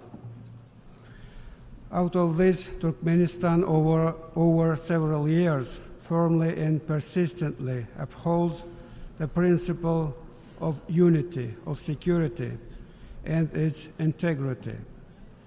We are convinced that military and political security should not be considered separately from economic, ecological, energy, transport, food, biological, and information security. None of those mentioned areas cannot be secondary or irrelevant, and their solution cannot be postponed.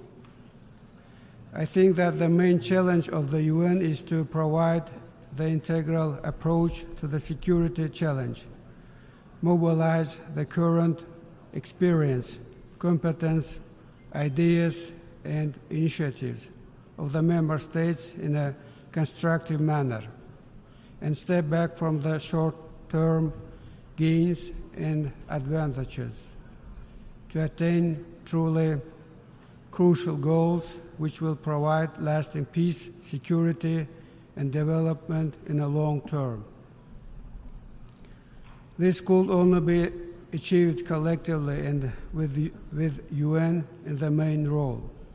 Amid the discussions on the role of the UN in the current world and suggestions to reform, it is a fact that there is no alternative to the UN.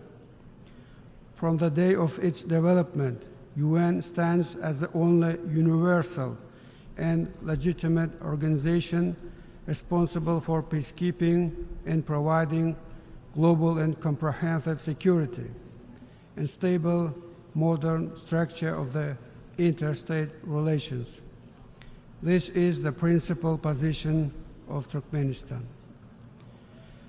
And for this reason, we have to consistently and persistently make use of the potential of global organization, its political, diplomatic tools, and moral authority in order to make balanced, non-ideological assessment of current events and tendencies, and to overcome the distrust and confrontational tensions in the world politics, and try to indicate the perspectives to compromise and to consider mutual interests. It is only possible under the auspices of UN in an open and genuine dialogue. We are aware that achieving this kind of dialogue will not be easy. However, it is necessary. On this regard, Turkmenistan proposes to begin discussing the opportunities of the development of the strategy of global security based on the principles of the Charter of the UN and universal standards of international law, considering the current realities and tendencies of global development. In our opinion, such strategy should reflect the existence of new risk factors, which appeared recently, along with traditional risk factors. Also, we consider it necessary to include a number of areas of the UN into it, in particular, preventive diplomacy as the instrument to prevent and diffuse conflicts, usage of the potential of neutrality for peaceful and political diplomatic settlement of disputes and contradictions, recovery of the structure of trustful dialogue based on the decisions of the General Assembly of the UN, and declaring 2021 as the International Year of Peace and Trust, and 2023 as the International Year of Dialogue as guarantee of peace. Time confirmed the relevance of these resolutions in current situations. In order to achieve global and comprehensive security, Turkmenistan emanates from the necessity of giving a pronounced regional context to the work of the UN. We conclude that such approach aims to contribute sufficient specificity and to increase its functionality and effectiveness. I am convinced that the time has come to launch an inclusive, full format and systematic dialogue between Central Asia and UN. Turkmenistan respectfully invites partners to its initiations. On this regard, our country is taking the initiative to create, under the auspices of UN, format of the Conference on Security in Central Asia and bordering areas. Goal of the conference is the development of approaches and decisions aimed in aligning and synchronizing the efforts of the Central Asian states and global community, international organizations, financial and economic institutions to provide stable, conflict-free development of the region. We express our readiness to host the first conference in Ashgabat in 2024. Dear participants, among the key areas of the work of the UN in coming years, Turkmenistan considers the addressing of urgent climate and ecological issues. Among them, we highlight the issues regarding global methane pledge. I have to tell that with joining the Paris Agreement for Climate Change in 2017, a number of relevant national programs were adopted in our country. National events are being held aimed at reducing and eliminating negative effects of methane emissions into the atmosphere. We are primarily talking about phased implementation and use of modern, green, and resource-saving technologies, mainly in energy, industry, and transport areas. At the same time, we welcome the efforts of the global community for realizing global methane pledge. And of course, we expect substantive cooperation and targeted assistance from the specialized agencies of the UN, member states of the organization, and other interested partners. On this context, the roadmap on the development of the international cooperation aimed at study on joining of Turkmenistan to the global methane pledge was recently approved. Soon we will send this document to the UN Secretariat. Overall, I believe that the time has come for the UN to pay close and effective attention to the ecological issues in Central Asia, overcome certain delays in addressing them, and begin taking targeted and specific actions to create a coherent ecological strategy of the UN regarding the region with near 80 million population, covering a vast area with its unique natural resources and biodiversity, and at the same time located at the region with serious ecological risks. As a significant step to take a strategic approach in ecological issues of Central Asia, Turkmenistan is proposing the establishment of a specialized agency, Regional Center for Technologies related to climate change in Central Asia, which will work substantively and systematically on the topic of climate. We are ready to offer organizational and technical terms for the functioning of such center in the capital city of Turkmenistan, Ashgabat. Central Asia, region adjoining the Caspian Sea. Everyone is aware of the importance of this lake with its unique natural complex in the context of global ecological agenda. As a result of active and respectful long-term cooperation of coastal countries, the key principles of politics on the Caspian were developed, including the Convention on the Legal Status of the Caspian Sea. Last summer, on the Sixth Caspian Summit in Turkmenistan, all the participants firmly affirmed their readiness for tight cooperation on ecological issues. I believe that it gives a good opportunity for the beginning of wide, systematic interaction of coastal countries with the UN. On this regard, Turkmenistan is proposing the creation of the Caspian Ecology Initiative, which will be aimed at becoming a platform for substantive and professional interaction on a wide range of issues associated with environmental protection of the Caspian, preserving its biological resources, and tackling of the several pressing ecological issues. We think that the realization of this initiative should be done with the tight cooperation with the UN, its agencies and institutions.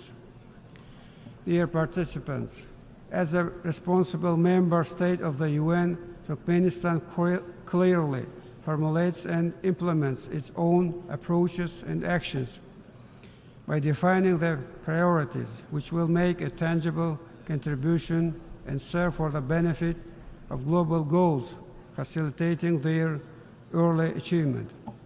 Among those priorities, we highlight the realization of SDGs in transport area. As you know, Turkmenistan initiated the creation of effective international platforms on this important area. Let me mention the first ever global conference on sustainable transport, which was successfully held in Ashgabat in 2016. Also, the ministerial meeting of the landlocked developing countries, which was organized last summer with the cooperation of the UN in Turkmenistan. We are proud that purposeful work of Turkmenistan was marked by the adoption of 6 resolutions on transport by the General Assembly in recent years, which were initiated by Turkmenistan. Among the recent ones, resolution on the World Sustainable Transport Day, which was adopted in May. We thank all the member states for support of the document. On this regard, relying on the state of the resolution, Turkmenistan is proposing to convene a high-level meeting within current session on occasion of the World Sustainable Transport Day. We hope for the assistance of relevant UN agencies in organizing this event in New York. The important area of the work of Turkmenistan in achieving the SDGs is maximizing assistance to the UN in addressing the food issue. COVID-19, along with other adverse factors, has exposed the weakness of the countries where this issue is unsolved and where the population doesn't get proper nutrition. Unity, integrity, and determination is necessary when addressing the issues related to the access of countries and regions of the food resources, guaranteed proper nutrition as an integral part of human rights, and the key factor of health and normal physical development, especially for children. It is obvious that it needs groundbreaking decisions and new approaches which will overcome political, ideological, and conjunctural barriers. Consequently, Turkmenistan comes forward with an initiative to convene a major international forum on food security with the cooperation of World Food Programme, World Health Organization, and United Nations Children's Fund under the auspices of UN. We express our readiness to provide terms for holding such an event in the capital city of Turkmenistan within the agreed time frame. Dear participants, dear heads and members of delegations, next year in Turkmenistan and far beyond its border, including the UN, will celebrate the 300th anniversary of prominent son of the Turkmen nation, poet, philosopher, and public figure, Maktumuli Prage. Whole humanity honors the memory of him and pays due respect to the great humanitarian who majorly contributed not only to the world literature, but also to the development of Eastern civilization and of the whole world. And I would like to conclude with an excerpt from the poem of Maktumuli, Call to the Humanity, in which he addresses his fellows and descendants these life-affirming lines: no matter asleep or awake, he will be loyal to his intentions. Let the loyalty to the creative thoughts, ideals of peace, justice, and progress serve as a main and clear guide in our joint work. Thank you very much. On behalf of the Assembly, I wish to thank the President of Turkmenistan for the statement made, and I request protocol to escort His Excellency.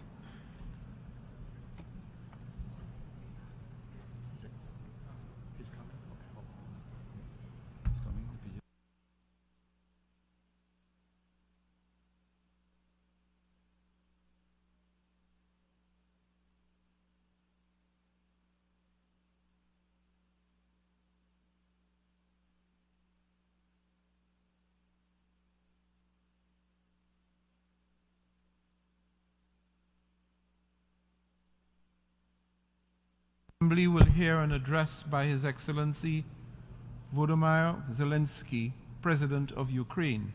I request protocol to escort His Excellency. On behalf of the General Assembly, I have the honor to welcome His Excellency Volodymyr Zelensky, President of Ukraine, and invite him to address the Assembly.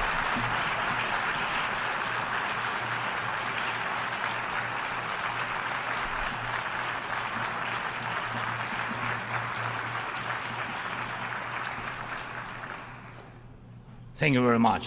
I welcome all who stand for common efforts, and I promise, being really united, we can guarantee fair peace for all nations.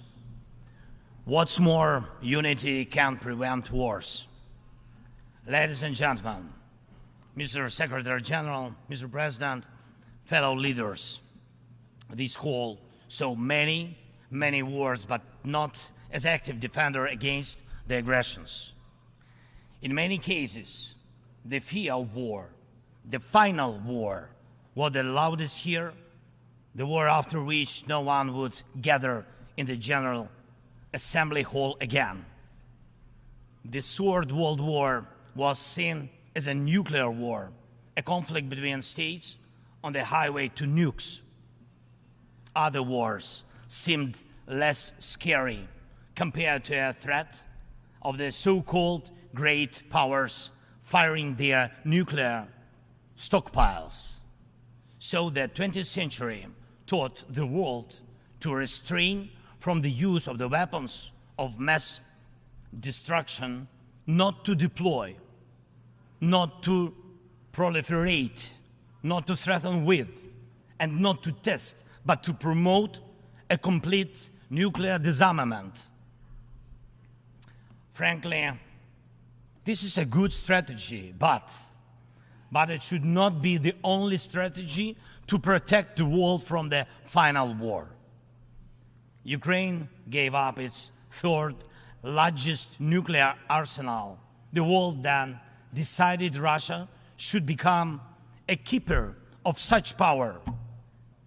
Yet history shows it was Russia who deserved nuclear disarmament the most back in 1990s. And Russia deserves it now. Terrorists have no right to hold nuclear weapons. No right. But truly, not the nukes are the scariest now. While nukes remain in place, the mass destruction is gaining its momentum. The aggressor is weaponizing many other things, and those things are used not only against our country, but against all of yours as well. Fellow leaders, there are many conventions that restrict weapons, but there are no real restrictions on weaponization. First, let me give you an example. The food. Since the start of the full-scale war, the Ukrainian ports in the Black and Azov Seas have been blocked by Russia. Until now, our ports on the Danube River remain the target for missiles and drones. And it is a clear Russia's attempt to weaponize the food shortage on the global market in exchange for recognition for some, if not all, of the captured territories. Russia is launching the food prices as weapons. The impact spans from the Atlantic coast of Africa to the Southeast Asia, and this is the threat scale. And I would like to thank those leaders who supported our Black Sea Grain Initiative and program Grain from Ukraine. Thank you so much.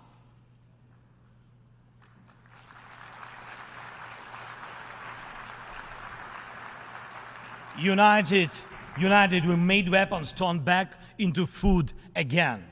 More than 45 nations saw how important it is to make Ukrainian food products available on the market, from Algeria to Spain to Indonesia and China. And even now, when Russia has undermined the Black Sea Grain Initiative, we are working to ensure food stability. And I hope that many of you will join us in these efforts. We launched a temporary sea export corridor from our ports, and we are working hard to preserve the land routes for grain exports. And it is alarming to see how some in Europe, some our friends in Europe, play out solidarity in political theater, making thriller from the grain. And they may seem to play their own role, but in fact, they are helping set the stage to a Moscow actor. Second, weaponization of energy. Many times the world has witnessed Russia using energy as a weapon. Kremlin weaponized oil and gas to weaken the leaders of other countries when they came to the Red Square. And now this threat is even greater. Russia is weaponizing nuclear energy.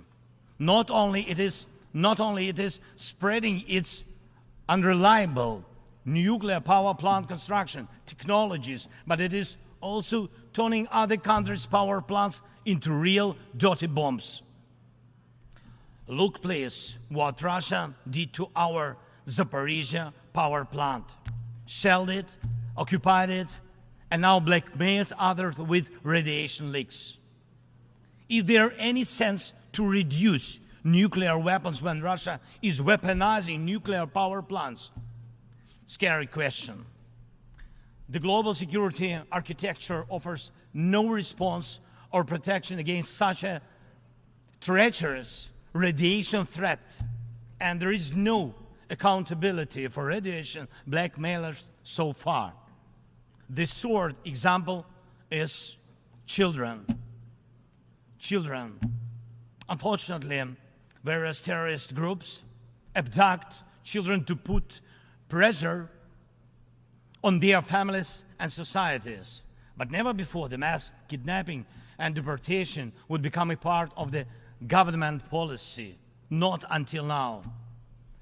We know the names of tens of thousands of children and have evidence on hundreds of thousands of others kidnapped by Russia in the occupied territories of Ukraine and later deported. The International Criminal Court issued arrest warrant for Putin for this crime. And we are trying to get children back home. But time goes by. What will happen with them? What will happen to them? Those children in Russia are taught to hate Ukraine, and all ties with their families are broken. And this is clearly a genocide. When hatred is weaponized against one nation, it never stops there. Each decade, Russia starts a new war. Parts of Moldova and Georgia remain occupied. Russia turned Syria into ruins. And if not Russia, the chemical weapons would have never been used there in Syria. Russia has almost swallowed Belarus. It is obviously threatening Kazakhstan and other Baltic states. And the goal of the present war against Ukraine is to turn our land, our people, our lives, our resources into a weapon against you, against the international rules-based order. Many seats in the General Assembly Hall may become empty if Russia succeeds with its treachery and aggression. Ladies and gentlemen, the aggressor scatters deaths and brings ruins even without nukes, but the outcomes are alike. We see towns, we see villages in Ukraine wiped out by Russian artillery, leveled to the ground completely. We see the war of drones. We know the possible effects of spreading the war into the cyberspace. The artificial intelligence could be trained to combat well before it would learn to help the humanity. Thank God, people have not yet learned to use climate as a weapon. Even though humanity is failing on its climate policy objectives, this means that extreme weather will still impact the normal global life, and some evil state will also weaponize its outcomes. And when people in the streets of New York and other cities of the world went out on climate protest, we all have seen them. And when people in Morocco and Libya and other countries die as a result of natural disasters, and when islands and countries disappear underwater, and when tornadoes and deserts are spreading into new territories, and when all of this is happening, one unnatural disaster in Moscow decided to launch a big war and kill tens of thousands of people. We have to stop it. We must act united to defeat the aggressor and focus all our capabilities and energy on addressing these challenges. As nukes are restrained, likewise the aggressor must be restrained, and all his tools and methods of war. Each war now can become final, but it takes our unity to make sure that aggression will not break in again. And it is not a dialogue between the so-called great powers somewhere behind the closed doors that can guarantee us all the new wars era, but open war of all nations for peace. Last year, I presented the outlines of the Ukrainian peace formula at the UN General Assembly. Later, in Indonesia, I presented the full formula. And over the past year, the peace formula became the basis to update the existing security architecture. Now we can bring Now we can bring back to life the UN Charter and guarantee the full power for the rules-based world order. And tomorrow, I will present the details at a special meeting of the UN Security Council. The main thing is that it is not only about Ukraine. More than 140 states and international organizations have supported the Ukrainian peace formula fully or in part. The Ukrainian peace formula is becoming global. Its points offer solutions and steps that will stop all forms of weaponization that Russia used against Ukraine and other countries and may be used by other aggressors. Look, for the first time in modern history, we have a real chance to end the aggression on the terms of the nation which was attacked. And this is a real chance for every nation to ensure that aggression against your state, if it happens, God forbid, will end, not because your land will be divided and you will be forced to submit to military or political pressure, but because your territory and sovereignty will be fully restored. We launched the format of meetings between national security advisors and diplomatic representatives. Important talks and consultations were held in Hiroshima, in Copenhagen, and in Jeddah on the implementation of the peace formula. And we are preparing a global peace summit. And please, I invite all of you who do not tolerate any aggression to jointly prepare the summit.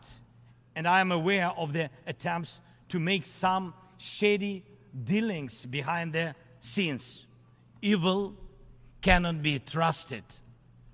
Ask Prigozhin if one bets on Putin's promises. Please, hear me. Let unity decide everything openly. While Russia is pushing the world to the final war, Ukraine is doing everything to ensure that after Russian aggression, no one in the world will dare to attack any nation. Weaponization must be restrained. War crimes must be punished. Deported people must come back home.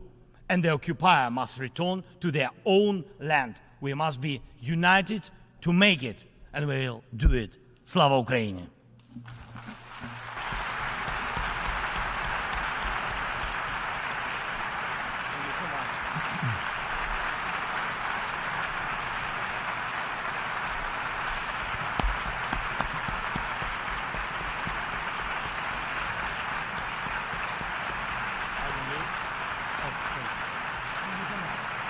On behalf of the Assembly, I wish to thank the President of Ukraine for the statement just made and request protocol to escort His Excellency.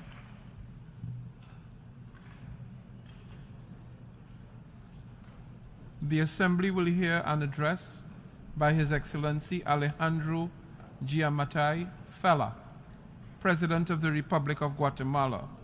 I request protocol to escort His Excellency.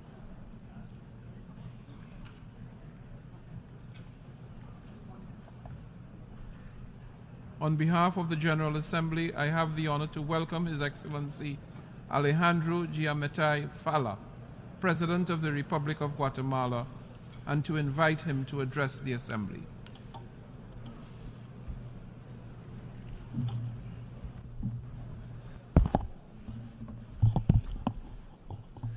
Excelentísimos, Presidente de la Asamblea General, Secretario General de la Organización de las Naciones Unidas, señoras y señores jefes de Estado y de Gobierno, señoras y señores ministros de Relaciones Exteriores, honorables delegados, señoras y señores, quiero agradecer la labor del presidente del 77º periodo de sesiones y felicitar al presidente de este periodo de sesiones, el señor Denis Francis, aplaudiendo el tema adoptado para esta sesión sobre la necesidad de reedificar la confianza entre las naciones y hacer frente a las amenazas a la paz, la prosperidad y el progreso de los pueblos de las Naciones Unidas.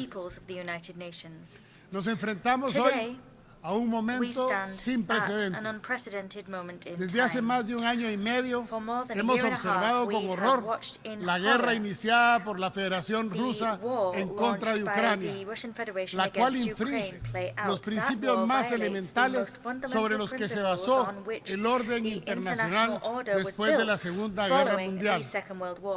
Señores delegados, ¿y saben qué es lo peor? Que parece que nos hemos acostumbrado.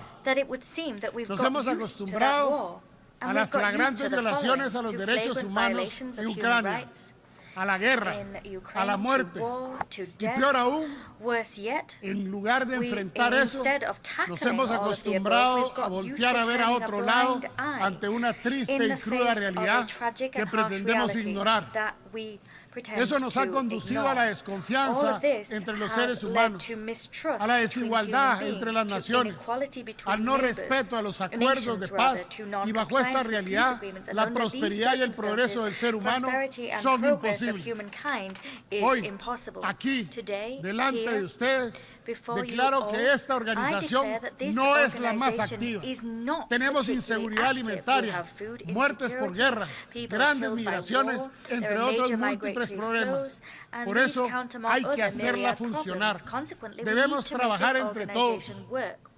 Necesitamos una organización renovada que busque soluciones, pero sobre todo necesitamos países que estén dispuestos a superar sus posiciones ideológicas, dispuestos a superar sus conflictos ancestrales. Este es el momento en que los seres humanos, representados en sus pueblos, estrechen sus manos, estén dispuestos a compartir sus riquezas, invirtiendo en los países que necesitan poder generarlas para sobrevivir. Se trata de salvar la raza humana, se trata de salvar el planeta, se trata de tener futuras generaciones que vivan en paz y desarrollo, como un ejemplo de lo que estoy hablando. Se puede mencionar las inmensas movilizaciones de seres humanos huyendo de las crisis en sus países, tanto por causas de inseguridad, falta de alimentos o por condiciones económicas. Por lo que bajo este nuevo orden debemos lograr unas Naciones Unidas que busque la paz y el desarrollo humano.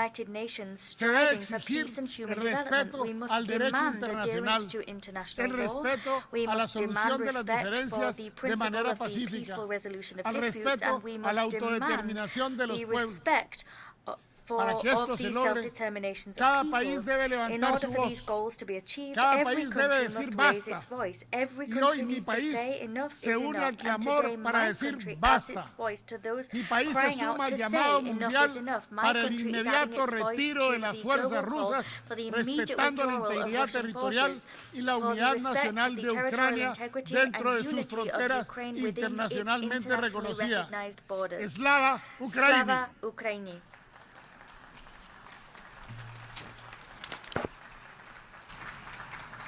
Señor presidente, el desarme y la no proliferación de las armas nucleares, así como la utilización de la energía nuclear para fines pacíficos, es uno de los pilares más importantes de la organización. Como Estado parte del Tratado de Tlatelolco, el Tratado de No Proliferación Nuclear y el Tratado para la Prohibición de las Armas Nucleares, mi país está profundamente comprometido con el objetivo común de un mundo libre de armas de destrucción masiva.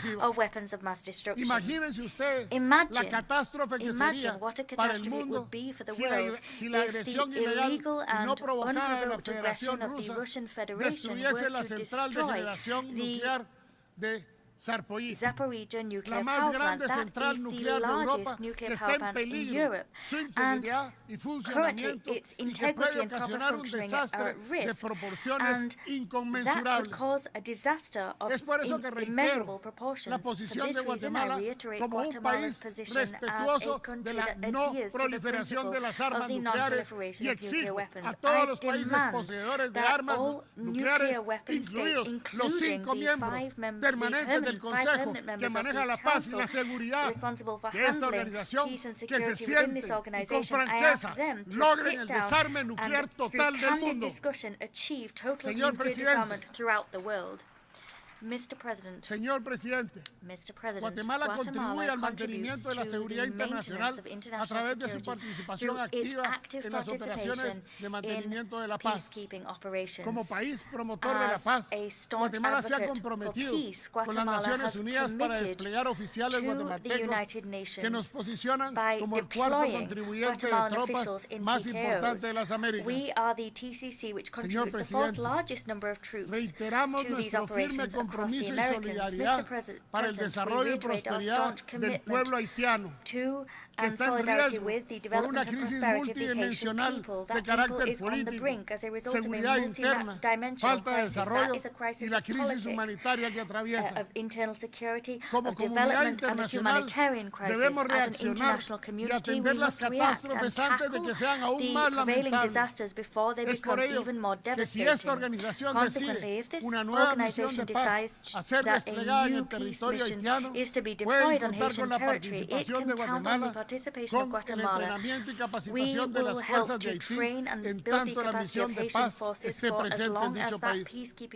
Señor Presidente, en el proyecto de cambio de las bases de las Naciones Unidas para que cuente con los mecanismos que le permitan responder a los principales desafíos de la humanidad tan necesitada de paz y de desarrollo, Guatemala convoca a la comunidad de estados a avanzar rápidamente en una propuesta a cargo de expertos de los países que definan las reformas de fondo a la Organización de las Naciones Unidas para que retome el camino loable tras su fundación en 1945 y que a través de los años hemos olvidado cumplir a cabalidad. Propongo que iniciemos cuanto antes la cuarta enmienda a la Carta Constitutiva que atiende estos nuevos enfoques y que vaya acorde con las necesidades de los tiempos actuales, que si bien es cierto, son tiempos difíciles, también conllevan grandes oportunidades.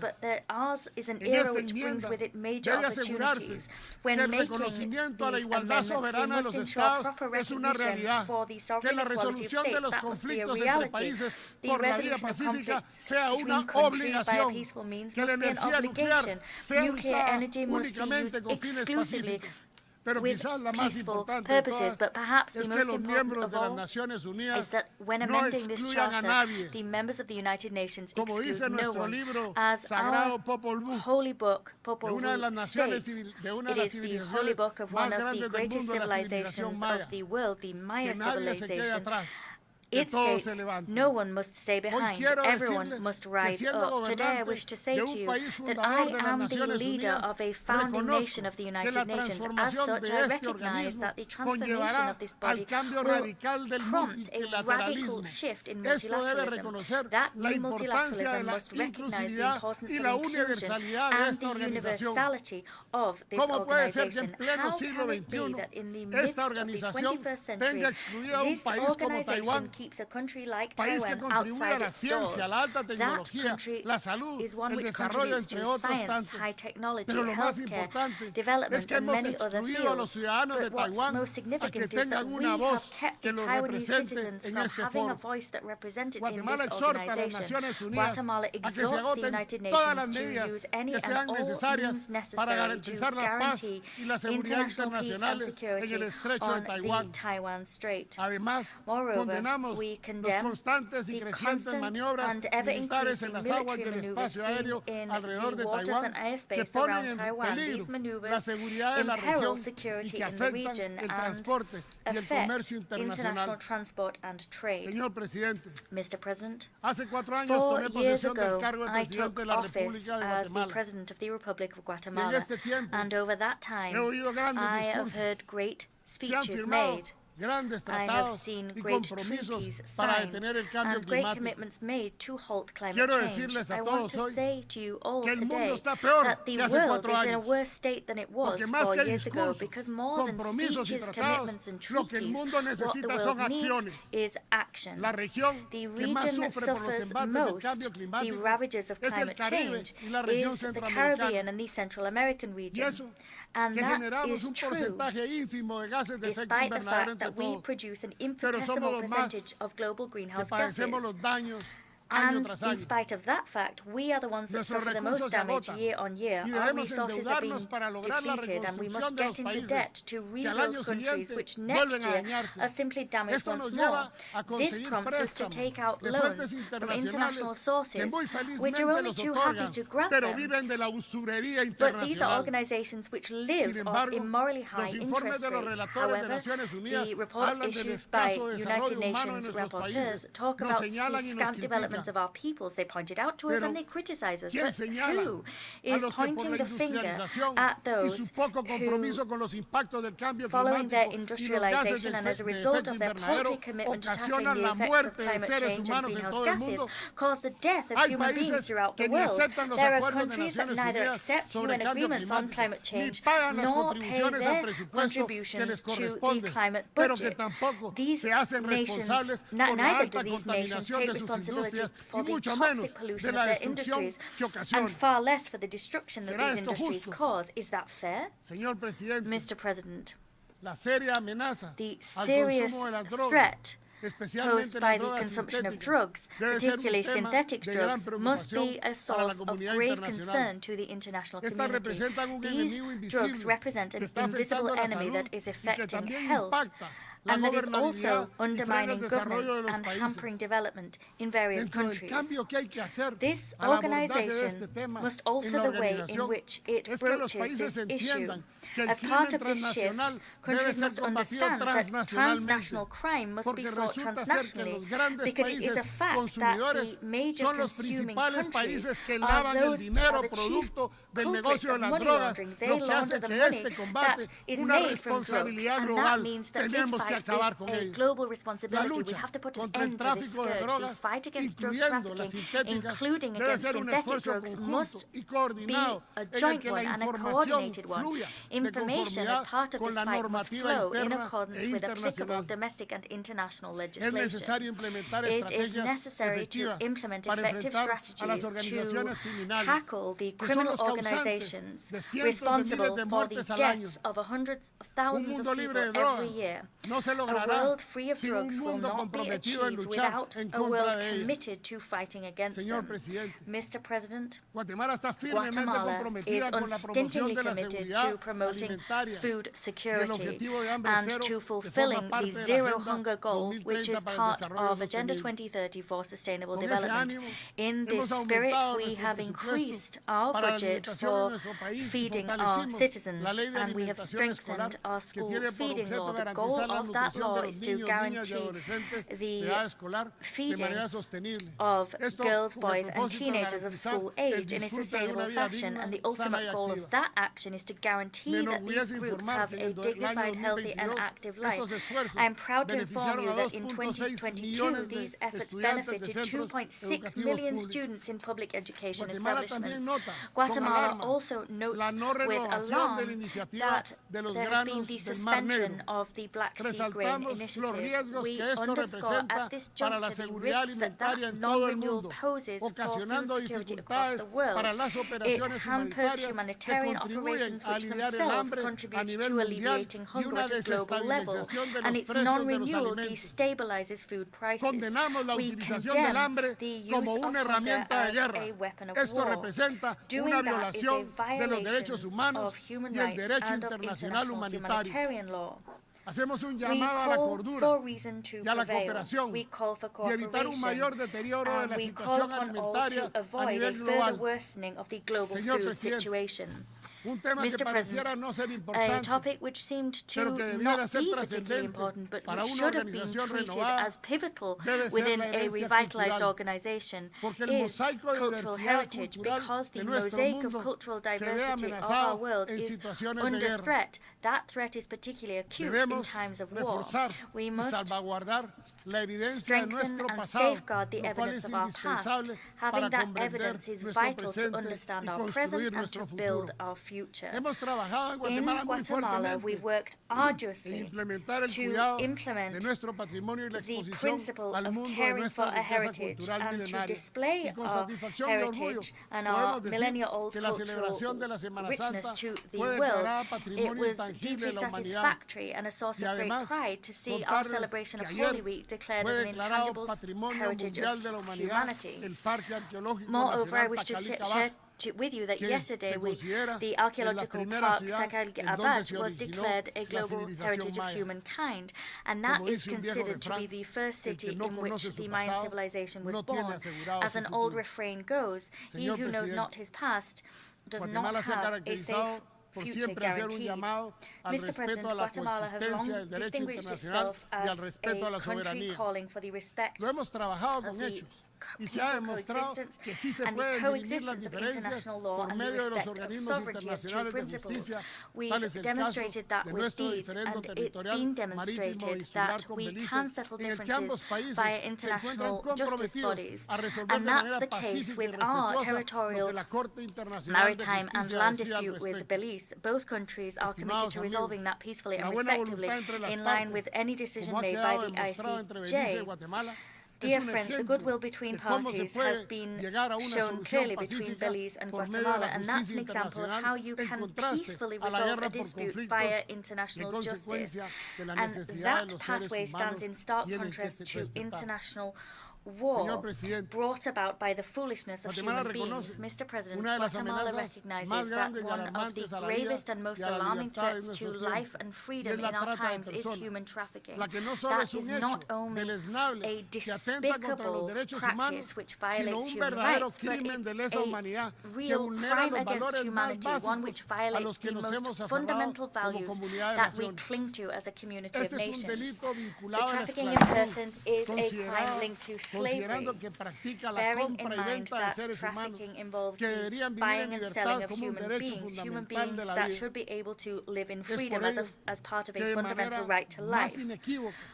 Consequently, in absolutely unequivocal terms, my country condemns this crime, and in this spirit we have adopted a series of legal and political measures to suppress that phenomenon. We have a public policy in place against the violence, exploitation and trafficking in persons that harmonizes and enhances state-level action to guarantee the protection of the victims of trafficking in persons as well as their comprehensive care. Moreover, our laws promote the prevention, detection, prosecution and punishment of those responsible for this abhorrent crime. In this same vein, we have a policy for the comprehensive protection of children and adolescents. That policy is focused on guaranteeing the holistic development of girls, boys and adolescents and ensuring that development is inclusive and equitable.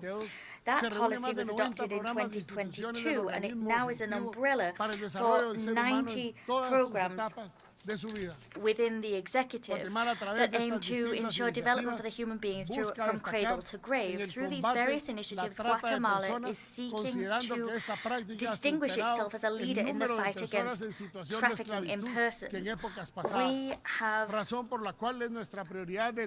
made this our priority. It's a scourge that we want to halt, to bring in human dignity, because the numbers of persons trafficked are on the rise. I might remind you that the gross profit made by trafficking in persons exceeds the profit made by the international arms trade, and soon these profits will surpass those garnered by the illicit drug trade. Children are snatched from their homes, they're handed over to gangs that prostitute them, and then, once they cease to be fresh meat for those criminals, they are butchered and their organs are sold for transplants. We cannot remain indifferent and passive in the face of these horrific crimes. Mr. President, this is my last speech before this General Assembly as a head of state. And contrary to the supposed truths we've heard from this podium today, I will hand over power to the person who was elected as a result of who will be elected in the elections on the 14th of January. The elections we've already seen were rooted in unnecessary international involvement. That involvement and interference was unnecessary because our democracy is not perfect. perfect, but it has been a democracy which has allowed us to have the peaceful handover of power and respect for the Constitution. And we have a continent where some presidents fight to stay and cling to their jobs, and they allow re-elections which go against their own constitutions, but we have remained faithful to our constitution and the principle of democratic handover every 4 years. I now wish to conclude. The United Nations is facing the greatest challenges of its time. We have challenges in front of it which require us to be strong. We need to remain united. We need to be ready for action. Global peace was something we took for granted for years, but now there needs to be a major international covenant, a covenant which moves beyond differences, goes beyond colours, which does not, which goes beyond countries and national borders. This covenant needs to place human beings at its heart. Citizens need to be the front runners. People and protecting them should be our ultimate goal. We need to halt wars. That seems a pipe dream today. Today, we have a major imperative to heed. But whatever you may believe, let us fight for peace. Wherever you may be, let us fight for peace. Whatever your situation, let us fight for peace. If we don't do that, we'll one day wake up and we'll have been invaded or killed by others. That's why we must stand united. We must strive so that one day we can, as citizens of the world, wake up in a climate of peace, progress, and development. I thank you.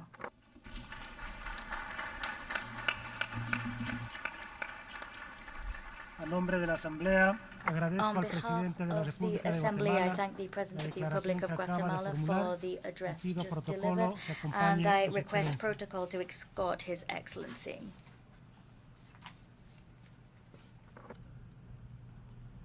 La Asamblea escuchará ahora The Assembly will now hear an address by Her Excellency Katalin Novak, President of Hungary. I request protocol to escort Her Excellency.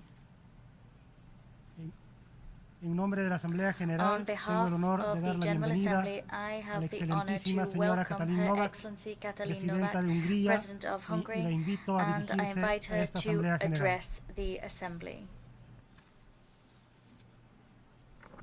Of the people, by the people, for the people. We all know the most famous words of the Gettysburg Address.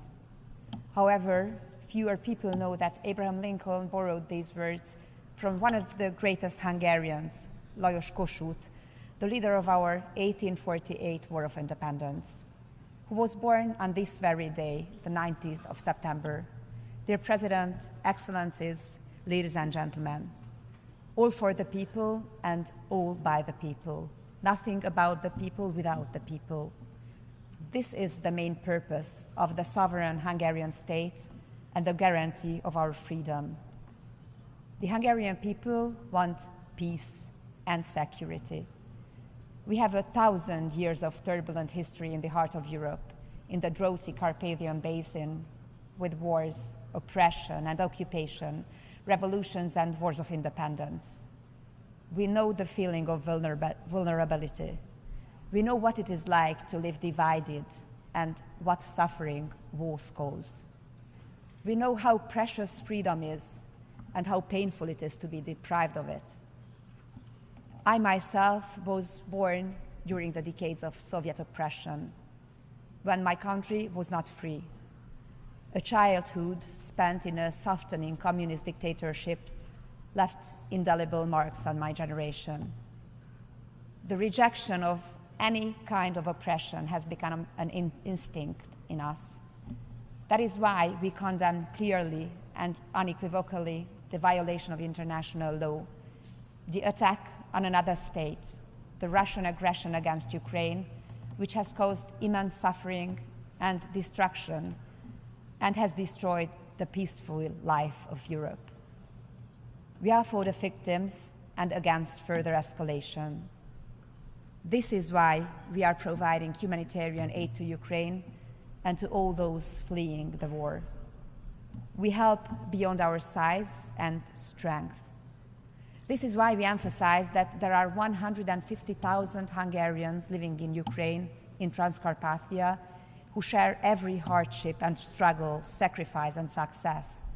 This war also directly affects us Hungarians It is not just in our neighborhood. Hungarian fathers and sons living in Ukraine are also giving their lives in the trenches. Thus, we want peace in our country, in Ukraine, in Europe, in the world. Peace and the security that comes with it. Excellencies, ladies and gentlemen, Hungary stands for the territorial integrity and independence of Ukraine. We understand Ukraine's desire to be part of the community of European countries. Thus, we expect it to uphold the values that characterize our community, including expressly the protection and full guarantee of the rights of national minorities. Not in words, in deeds. At the invitation of President Zelensky, I have been to Kiev twice since the outbreak of the war. I have seen the suffering of the families. I have seen what they experience when the peace is broken. I have met Ukrainian and Hungarian people who have lost family members. I have met Ukrainian children for whom the kindergarten was set up with the help and support of Hungary. Children from whom the war is depriving a happy childhood. The war and the suffering affects families first and foremost. Mothers who lose their husbands and sons. Fathers who go into battle with their barely grown-up sons. Children who lose their sense of security and faith in the future. There is no alternative to peace. The killing, the terrible destruction must stop as soon as possible. War is never the solution. We know that peace is only realistically attainable when at least one side sees the time for negotiations as having come. We cannot decide for Ukrainians about how much they are prepared to sacrifice, but we have a duty to represent our own nation's desire for peace. And we must do all we can to avoid an escalation of the war. I'm a mother of 3 children, and we mothers know in every war, children are the most vulnerable. War hits them the hardest. Although they are the ones who need security and stability the most, these are lost in war. Hungary has always been respectful towards other nations. We are loyal to our allies and our partners alike, proud and active members of the United Nations, NATO, the European Union, and the Council of Europe. We do our share of the joint tasks, even beyond our size and economic weight. As an equestrian nation, we speak honestly with a straight posture. Here we are at the UN in New York, heads of state and governments, world leaders. We have come together as we do every year. In the United Nations, created by our ancestors' desire for peace, demand a ceasefire and a just peace.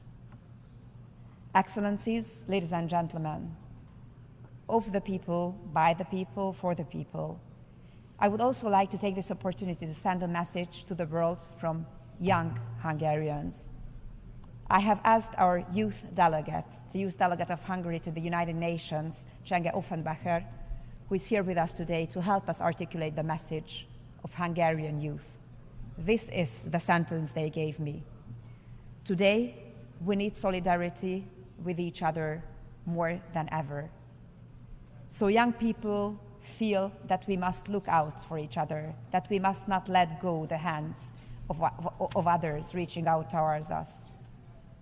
Excellencies, ladies and gentlemen, this spring in Hungary, Budapest, in the nation's main square, the square named after the aforementioned Lajos Kossuth, Pope Francis prayed in the presence of tens of thousands of people with the following words: pour into the hearts of the leaders of men and of peoples the desire to build peace, to offer to future generations a future of hope, not war, a future of cradles, not graves. The 5th Budapest Demographic Summit, the most important international forum on demographic issues, was concluded 3 days ago. A large part of the world is facing, in addition to war, a difficulty that is oppressing it from within. In Europe and in many of your countries, the demographic winter has turned into an ice age.